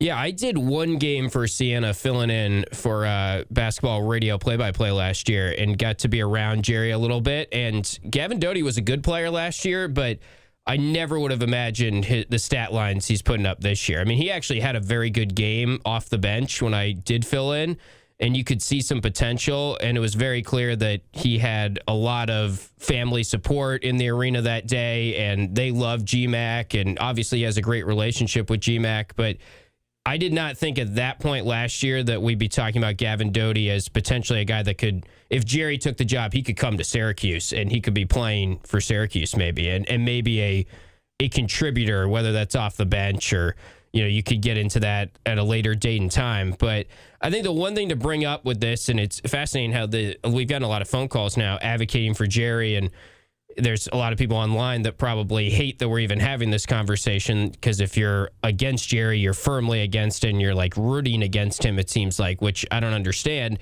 But if it is true that Melo wants Hopkins, or Melo has raised some money for Mike Hopkins, and if it does come down to Mike Hopkins or Jerry McNamara, that's a really fascinating conversation. And I do think they have to weigh the money component of this quite a bit. So as much as I think Jerry would step in and he would have the high school contacts, Dave was wondering who would have high school. I think Jerry would, because he was in the position of recruiting for Syracuse. But it's not as much about high school contacts now. It's about how much money do you have. I was going to bring up that point. I'm glad you did. Is that I think that is less important right now, because it does come down to the dollars and cents and what can you give me? Can you get me to the league? And listen, Jerry's gotten a lot of guys to the league from a guard perspective, right? So he's got and I'm that. Sure Melo, not to cut you off, sorry, but I'm sure Melo would also welcome. Some people are bringing up, well, I'm sure Melo will want GMAC too. That's a fair point. Obviously, he probably loves GMAC. He played with the guy, and certainly. Right, and you bring up the financial component of all this, that it's going to have to be factored in. I think regardless of who the finalists are, that absolutely needs to be factored in. I'm sure will be factored in. Let's go to Dave in Stonington. He's up next on the show. Dave, what's going on? Hi, guys. Thanks for taking my call. Got a couple things to bring up before I bring up Cuse. Jeremy Fears, Michigan State. After what he did yesterday to Cadeau, the second time now he's done this with the kick. Should be suspended. We'll see what and Tommy Izzo is playing it down as to what he did.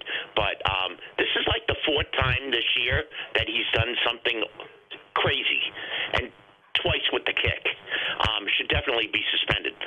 He's like Grayson Allen 2.0, like, right? I mean, in a lot of ways, Grayson Allen kept doing it, and he's the second coming of Grayson Allen. Yeah, that's what it feels like. Anyway, Go ahead, continue. And also, I don't know if you guys know that Bobby Knight has been resurrected down here in Storrs, Connecticut, with Danny Hurley, and bumping into referees and only getting fined $25,000.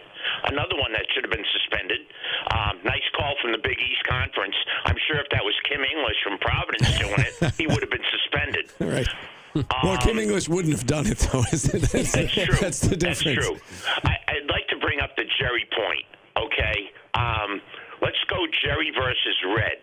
Red has Syracuse, New York, okay? It's a winter spot, okay? You're not going to recruit a lot of kids to come into Syracuse the way that they've been playing, and you got the dome. You got the dome factor. And he can't put fannies in the seats with the dome factor, okay, because of the way that they're playing, okay? You look at Albany, okay? Cold as hell over there, okay? He's done a hell of a job recruiting, bringing in Coyle and Doty and Folafak. Those are three guys that if Syracuse decides to hire Jerry can bring those guys in. Coyle's got 1 year left. Doty's got 2. Folafak 3. Don't forget about Ryan Mesh too. I saw Ryan Mesh's name pop up in the chat section. The kid from Chattanooga who went to prep school and he's coming in next year, so he's got him locked up as well. Sure, he does a hell of a job recruiting to a little school in upstate New York that plays in downtown Albany in an arena that they put the curtain around the upper deck, the upper bowl. Dave, let me just jump in. I will say it's all relative, right? You're recruiting against your conference peers, and it's kind of cold everywhere in the MAC conference. And I would say Siena has better resources comparatively to their conference than Syracuse has to the ACC. Syracuse is recruited against teams that do have much better climate. So I think you're right. Definitely Jerry has done a great job, but it's not exactly apples to apples, I would say. That's fair. I think that what Jerry's done for the university, for Syracuse, in his life, I mean, to lay it on the court for 4 years. He didn't leave after one, Mello, okay? He wasn't that type of guy, okay? He stayed the 4 years. He paid the price. He stayed there 4 years. I mean, he wasn't Mello, okay? Right. Well, I was he was say, a great ball player. Yeah. He could have gone after 3. He could have gone after 3 years, but okay, he stayed the 4 years, and he had a great career. He did. And then as an assistant to Boeheim, for how many years was he an assistant there? Over 10. Yeah. I mean, he's paid his price. He's paid his dues, and let's give him a chance. He's a Syracuse guy through and through. Your guy down there in South Florida, he likes the sunshine. Why would he want to come to upstate New York? Well, he is from he's from Western New York, Ryan Hodgson. St. Bonnie's is looking for a coach now, too, though. That'd be a good fit. It would be. It would be. He wouldn't go to Bonnie's from South Florida. No. But, hey, Providence needs a new coach, too. Yeah. That's true. At least we think. That's not official, but it seems like it's coming, yeah. Yeah. Providence and URI down here, they're looking for a new coach.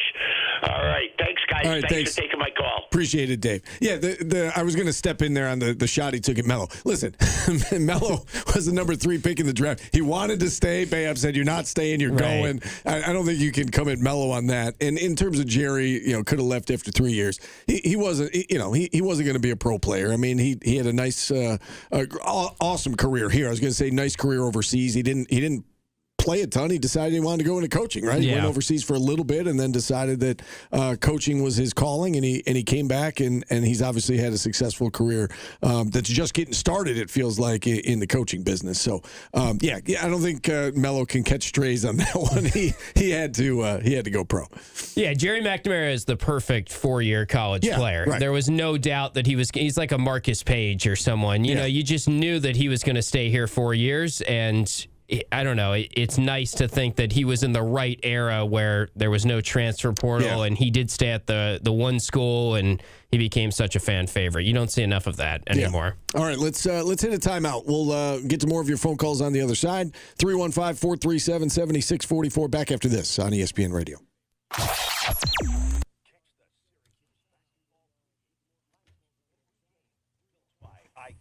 Did he really say? I must have missed that. He said, "Let's bring those 4 Siena players to start in the ACC." I don't think he said they were going to start here. I think he was just saying they could bring some talent. Yeah. I don't know how many.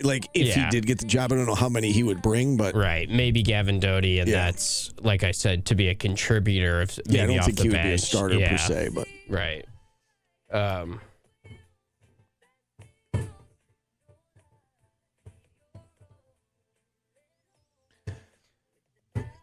I still don't think he's getting the job, but we shall see.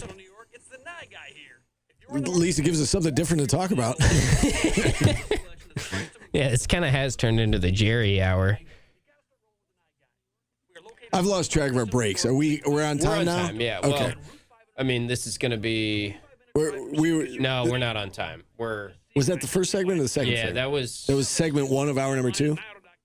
So we'll do easy and then take a break? Because we were behind going into hour 2. All right. We got back at whatever. We got to take a break after easy. Yeah, because I have 3 more songs to get to. Contractors and homeowners get the best quality lumber, building supplies, pricing, and outstanding customer service. Plus, Kaz Lumber features Benjamin Moore paints, free local delivery, free no obligation quotes, and free smiles. Stop in today and turn your to-do list into a done list. Ask about preferred contractor pricing. Kaz Lumber, a hidden gem in Casanova, William Street, next to the big red. Hey, down there, I don't think I don't think we're gonna get news tomorrow night if they lose. My guess would be that it's gonna be on Wednesday. Yeah. Also, the idea that BC and Georgia Tech fired Wise and Syracuse. BC and Georgia Tech seasons are done. Yeah. So no one is really fired. Oregon State's maybe one exception where they said to a coach that's been there 12 years, would you like to finish the season? We're just going to announce it now. Providence, there's heavy reporting, but they haven't said anything from their side of it. Yeah. Yeah, I think it's going to come I would say it's going to come the next day. Yeah. Let us look through that and determine, because the smallest little piece can be worth a lot of money now, and you don't want to make the mistake of getting rid of something. See what you can find at Pawn Pro on Erie Boulevard East. Stonington's in Connecticut. Do we know that? Yeah. Yeah. He's got like a Boston accent. He does, yeah.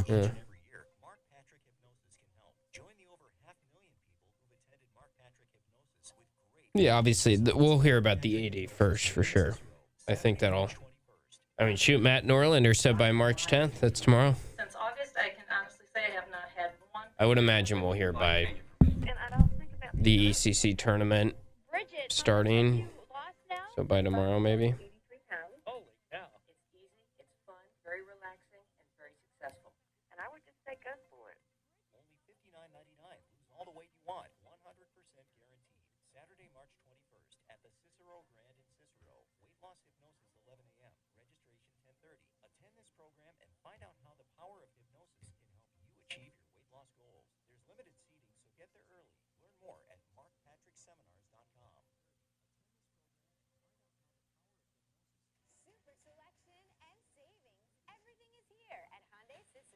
We're ready for a massive March with over 300 Hyundais available. Drive home your new 26 Hyundai Tucson SE with all-wheel drive during the Hyundai Getaway Sales Event. You'll always get Hyundai Owner Assurance, including America's best 10-year, 100,000-mile powertrain limited warranty.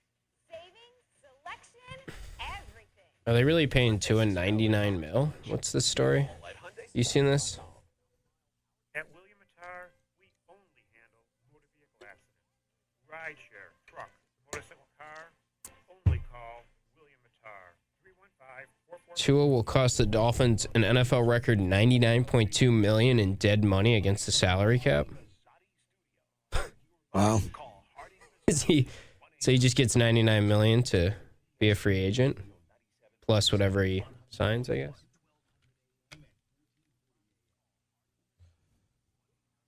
Favorite ESPN Syracuse sports talk shows on QSportsTalk.com.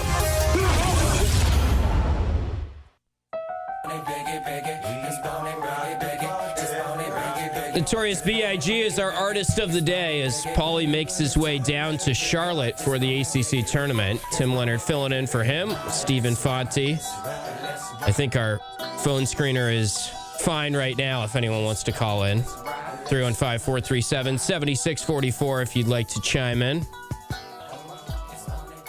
So yeah, this show today took kind of different tone than I was expecting. It's become the Jerry hour. A lot of people really want Jerry to be the next head coach, apparently, which we get a lot of flack for bringing up Jerry's name whenever our social clips go out, as if that's the only thing we do on this show. We really don't. We talk about all the candidates, I'd say, but now it's very clear that there are a lot of people out there that do think Jerry McNamara would be a good candidate. They just are more of the caller type than the online social media type, I'd say. And I do think that, he would bring a lot of quality points to the program here. I just, again, as I've been saying, I think that they're probably going to go in a different direction this time around. But what happens tomorrow and what happens next week could change that, right? Yeah. So we shall see. Do you have thoughts, Steve, on the Heather Lyke article? We haven't talked about that a ton, and we asked Mike McAllister about it. I thought he summed it up well there. I don't really understand why there's backlash on Syracuse.com in particular. I think that the backlash comes from they look at the Daily Orange article as that was great investigative reporting, and they look at the Syracuse.com article as it was a puff piece, right? That's what you commonly hear. Yeah. At least that's what I'm hearing. So, I think that, again, I don't know this from the Daily Orange's perspective, but it was in the Syracuse.com piece that they were provided an anonymous report of that HR complaint, okay? And my understanding is they chose not to run it because, it felt like it was sent to them for a reason, obviously, and nobody put their name behind it. They're just like, here's a complaint. You're going to want to know about it. And, oh, by the way, nothing happened to her, right? She wasn't found in violation of anything, but we're going to do this right now so that she doesn't get the job, essentially. So the Daily Orange decided to run with it. Syracuse.com decided not to. And so, we could sit here and we can have an ethics debate for the next 5 hours about what should have been done in that situation. But I think that, it's because, just like with Red, people clearly have their minds made up about who it should be and who it shouldn't be. So anything that puts the candidate that they want in a good light is great journalism. Anything that puts the candidate that they don't want in a great light is the opposite. So, I don't know, I'm with you. I think that Syracuse.com has been doing profile pieces about the various candidates that they're aware of. And, she agreed to sit down. And so they gave her a platform to do so. Right. I don't look at it as, oh my God, that was a fluff piece. How could they do that? I think that, they took a different approach than what the Daily Orange did with their piece. So it's, I don't know. It's right now, Tim, like I said, you have your mind made up. So it's like if you suggest Jerry or Hop should get the job, and and I don't want that to happen, then you're an idiot. You know what I mean? And it's just unfortunate, but that's just the temperature of the climate right now. Yeah, I would just tell anyone that is saying that was bad journalism, you're saying that because it did not fit the narrative that you want, which a journalist's job is not to be biased. So if they were doing what you want them to do, that would be bad journalism. That would be just writing about the candidates that you like. Right. Heather Lyke is a candidate. Whether she should be or shouldn't be, Syracuse.com knows she's a candidate. She's been interviewed. She's been here. She's a logical candidate. They're going to talk to her if given that opportunity. And don't get mad at them because they don't agree with maybe Chris Carlson or Donna DeToto don't think she should get the job, but it doesn't matter. They're still going to talk to her and write about the story because they have to be unbiased and she's a candidate and it's worthwhile to get her take on it. Right. And the other thing I would say is that if there's plenty out there about her already. So, yeah, you know what I mean? I don't think that this particular complaint is going to determine it one way or the other. All that other stuff that they know about what happened at Pitt and whatnot, all of that's out there. All of that's public record. So I don't know. It seemed that the timing of the report that got leaked or, anonymously sent, the timing is curious, but it doesn't mean that she's going to get the job or not going to get the job. I think the university is obviously aware of all this because this particular complaint happened at the university. So they're obviously aware that it happened. This piece in the Daily Orange didn't make the university aware of it. It made it public, obviously, but the university's got to come up with the best athletic director in their mind. And, we shall see. We shall see how it all plays out. But I don't think that particular article is going to be the determining factor because the university was already aware of it. People are getting mad at me because I used the phrase logical candidate. I've got on record, I don't think she should be hired. I would not hire her if I was in the position to hire her right now. But when I say logical candidate, I mean she's been here for a year.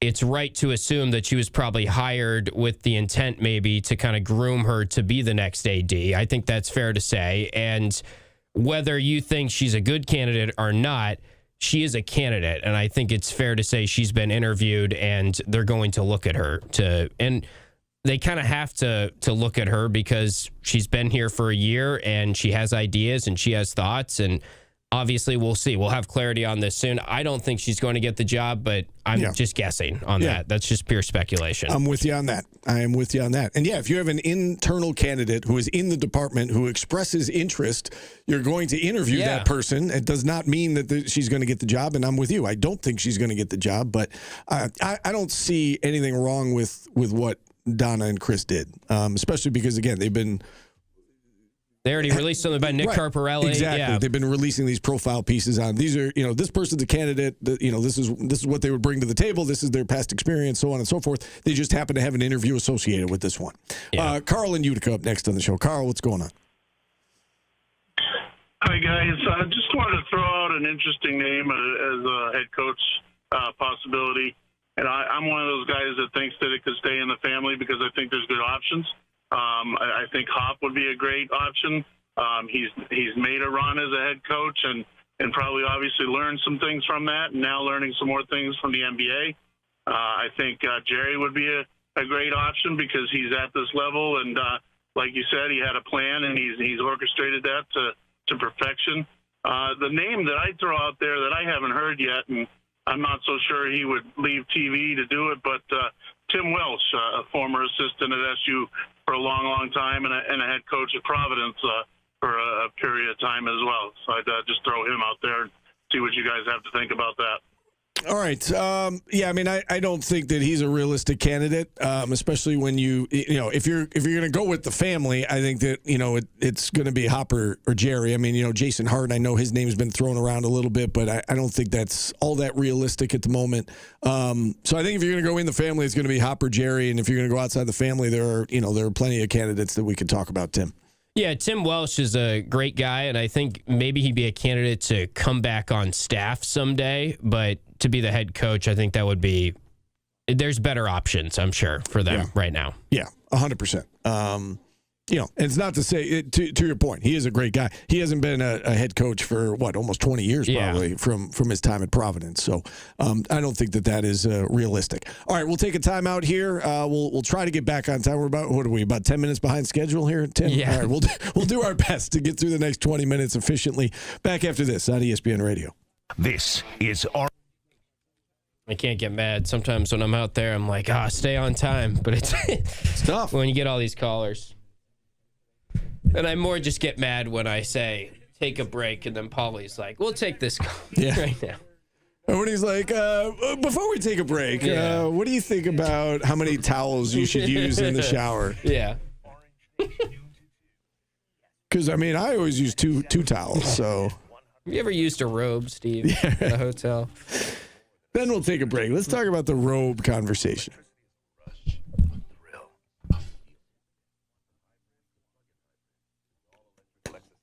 Yeah, you guys can get on me for the semantics of logical candidate, but I'm not saying I would be thrilled at, I don't think she is high on the list from my vantage point, but I think we know enough that she is a candidate for the job. And that's all I was saying, is if a candidate for the job, someone who has interviewed for the job, guys wants to speak. Right. Yeah. In terms of the semantics of his word choice. Yeah. Think about this. She was hired as a special assistant in the athletic department. The athletic director leaves. She's been an athletic director in her previous stop. She says, I'm interested in the job. I would like to interview for it. Of course she's a logical candidate. Again, does not mean she's going to get the job, but of course she's a candidate. And enough people have told me she was hired and the intention was, whether it was written out or unwritten, there was a lot of understanding that she would probably be in line to then move up to AD. So obviously from her perspective, that's why I think in that Daily Orange article where they're talking about an HR complaint, there's some people complaining that she was saying, no, report to me, not Wildhack, because she viewed that she was going to be the next AD maybe, and she was going to be calling the shots. Now, will that happen? I don't know. But Philly, I not to change the subject here, but Philly, in regards to the Hop talk, I think for Hop's candidacy, it comes down to can he deliver on the financial promise or the financial speculation, I guess, that we've heard about.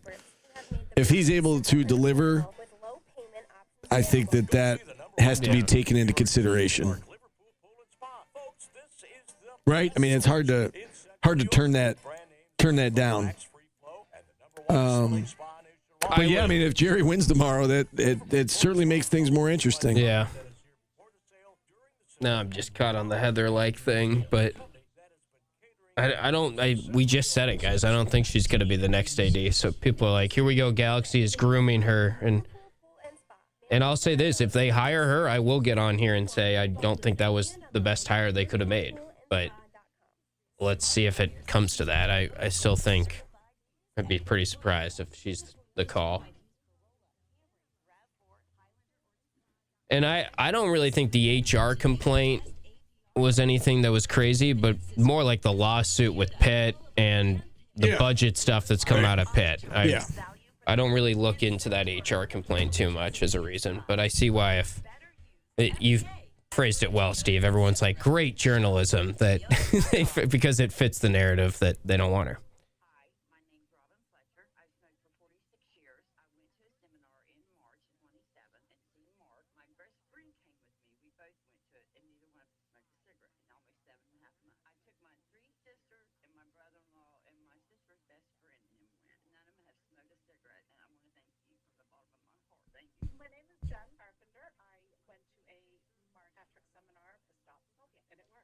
I can call this today's business, and I don't know. If no one calls, we can talk about some of the other topics I had down and then keep it quick, take a break.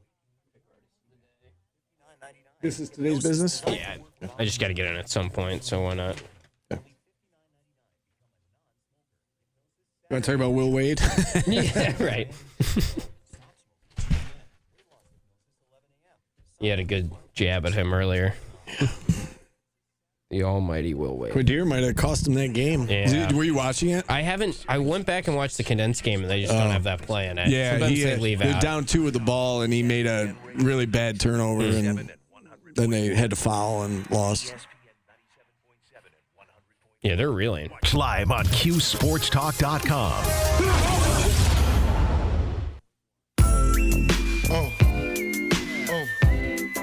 Big Papa by the Notorious B.I.G., who is our artist of the day.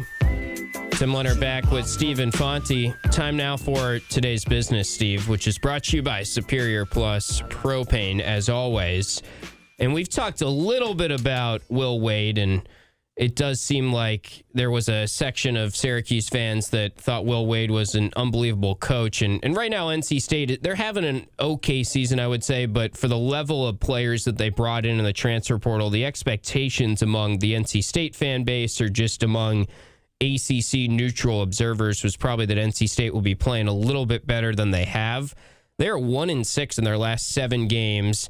The one win is really going to help them a lot. It was the victory over UNC by 20-plus points at home in that first game that UNC did not have Caleb Wilson. They also didn't have Henry Vasar in the game. So it seems that NC State needs to beat Stanford probably to feel good about making the tournament. I still think their resume is good enough because they have 5 quad 1 wins, and they played a fairly challenging non-conference schedule, but it has not gone swimmingly over the last, month or 2 months for Will Wade and NC State. Yeah, and they are probably going to make the tournament. But as you pointed out there, they have not met the expectations of what I think fans were anticipating going into the new season, and of late they've just been bad. You mentioned that stretch where now they're 1-6 in their last 7. I mentioned this the other day, but you go through that stretch, lost by 41 to Louisville. They were up by 7 with 55 seconds left against Miami and lost that game by 1. They lost by 29 to Virginia. They lost to Notre Dame, who is not even making the ACC tournament. They were 3-12 at the time. They lost by 29 at home to Duke, and then in a game against Stanford that you felt like they had to win, right? Even if they were in the tournament, that's one of those that we got to win this one today, fellas, because we want some breathing room, and we don't want to leave it in the committee's hands. And they've got Stanford at home. They pull ahead in the second half, and look like okay, they're in business. They're up 4 to 6 points. They're up a couple of possessions, and then they they didn't execute down the stretch. Stanford kept making shots. NC State, our beloved Quadir Copeland had a key turnover down 2 with about 20 seconds left. And they just didn't get it done against a team that, again, at home you should be able to beat Stanford. And so, now, like I said, they're probably still going to make the tourney, but it has not been they've not had the level of success this year that I think most fans thought going into the year with Will Wade and all the money they spent and that roster they put together. Yeah, they're the 7 seed. I think I was a little unclear there. I'm assuming Stanford would beat Pittsburgh, and then there would be a rematch against Stanford in a game that they would really need to win to kind of prove that they're not You falling. would think, yeah. I mean, because again, and I know that they don't supposedly take into account the last 10 games, but I mean, how can you ignore what has happened, especially if you lose that game, even just the eye test, the committee's watching all these games and you look at a reeling NC State team. That is a factor, right? A team that needs to win, you want to see how they respond to that, because that's what the tournament is. Obviously it's win or go home. And, they just lost one game that they needed to win against Stanford. Let's see how they look on Wednesday in the ACC tournament.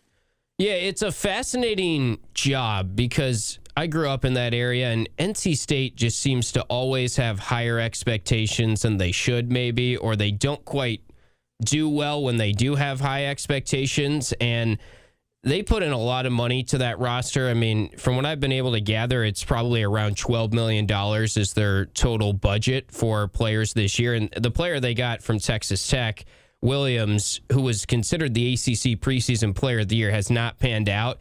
He had to be a very expensive transfer portal addition. Just him alone, I'm sure, was multiple $1 million. So it seems like they have the resources, they have the right infrastructure there to be winning. And then there's the rumors that LSU would want another crack at Will Wade, and there's some boosters and some donors that have jumped back into LSU that have a relationship with him. My first thought when there was rumblings at LSU, who very well might keep their coach, actually. We'll see how the season finishes out for Matt McMahon and LSU. But if they do go on the open market, my first thought was they'll make a run at Will Wade. And Will Wade, who is kind of known as a guy that he just goes to the highest bidder or he will take advantage of enhancing his salary, I thought he would then use that as leverage and maybe just get an extension at NC State. The way things were going about a month ago, he probably could have gotten that.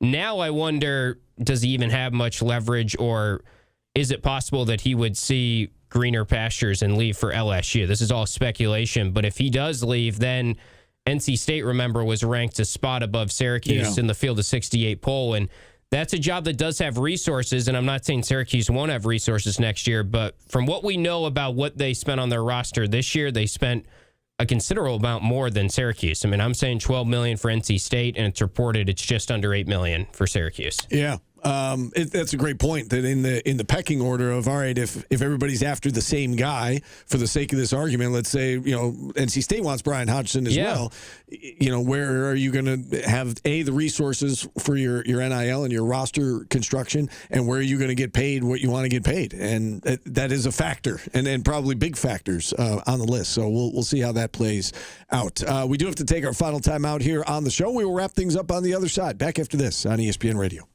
This is Orange. The other thing that's fascinating, maybe I can get into this on my show, but did you see the report Jeff Capel, the boosters have raised money for his buyout?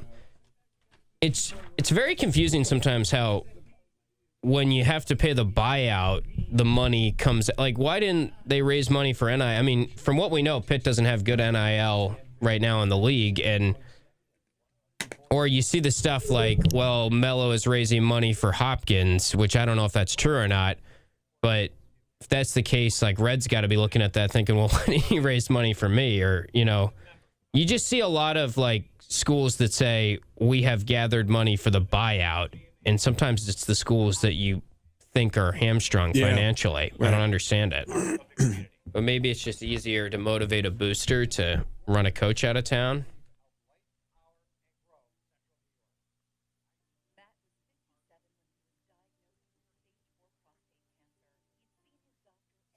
Billy, don't get at me. I think I've been saying 7.5 all year. That's what my guess would be.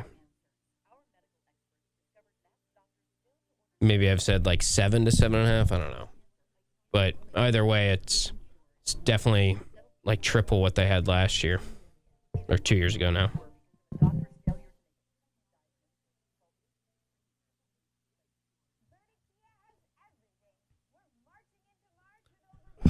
Bring back the curtain. I think you're referring to the article at the start of the year that was saying, like, here are the schools that are reportedly 8 to 9, 9 to 10.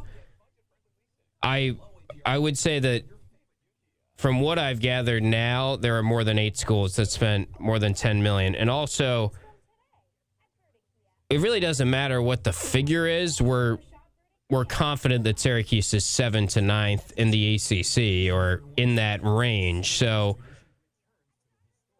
that's more the thing to talk about. I mean, the figures itself, I'm confident NC State's at $12 million. If you don't think they are, then, I mean, we don't know for sure. That's the tough part about NIL and transparency, but I'm confident in that.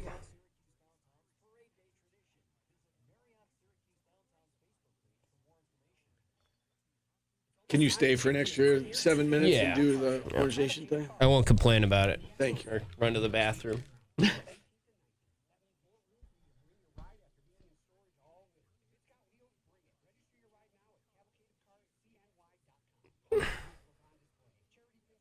Here we go with the NIL chatter again.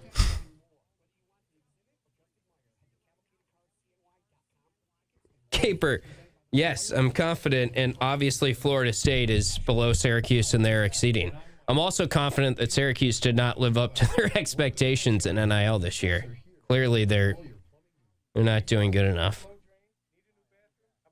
But for all the examples you have of a coach that's exceeding expectations, there are plenty of coaches that are good coaches that can't get to it, like Kyle Smith in Stanford. I think Kyle Smith's a tremendous coach, but they're 10th in the league, and that's about, they just don't have a high ceiling because they don't have enough NIL.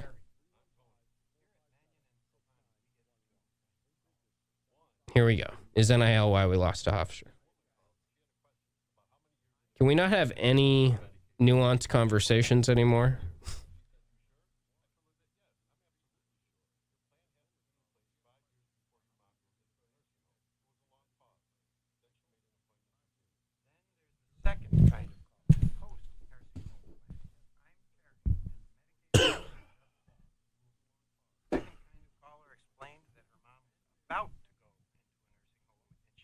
I mean, Kentucky did spend $22 million, but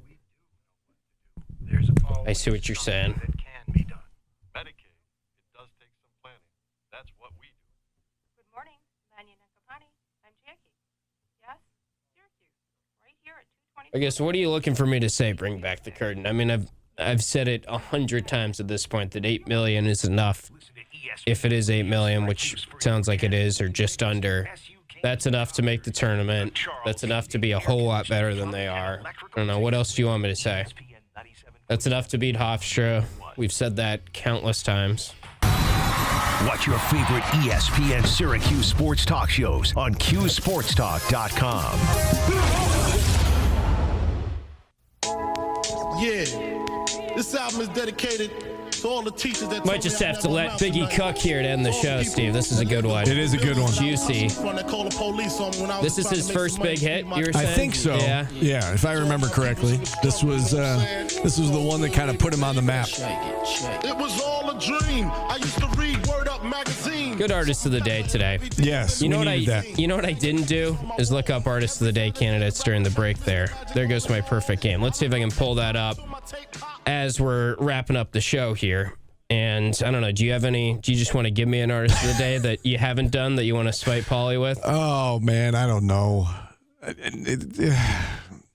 He's going to complain no matter what I say. He's on the show tomorrow, right? Because he's from down there in Charlotte. So, I mean, we can just go with the regular bumps because we're going to have. Are you here tomorrow? You're not, right? I'm not. No, I'm flying out tomorrow morning all the way to Colorado for men's lacrosse. We didn't talk about them. They had a nice win over Hopkins. They did have a nice win. Yeah, they played well. Joey Spallina played well.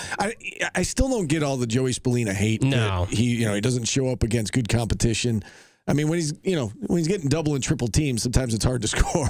But he went for 4 and 3 against Hopkins. They pick up a nice 4-goal win on the road in Baltimore. Big win for the program. Yeah, I got some options. You want to just go through it quick? Yeah, Paul Simon, or we could do Simon and Garfunkel because I guess they recorded the acoustic version of The Sound of Silence in 1964 on this day tomorrow. Elvis Presley, the Sex Pistols, James Brown. Pretenders, Johnny Cash. Anyone jump out from those options? Paul McCartney, Pink Floyd. I like Johnny Cash, but if I pick Johnny Cash, Paulie's going to murder me. So, well, that's good. Just pick him. No. Give me the list again. Oh, I can't go back. Remember. Pretenders, Johnny Cash, James Brown. James Brown. That's where I was going to go. Yeah. Okay.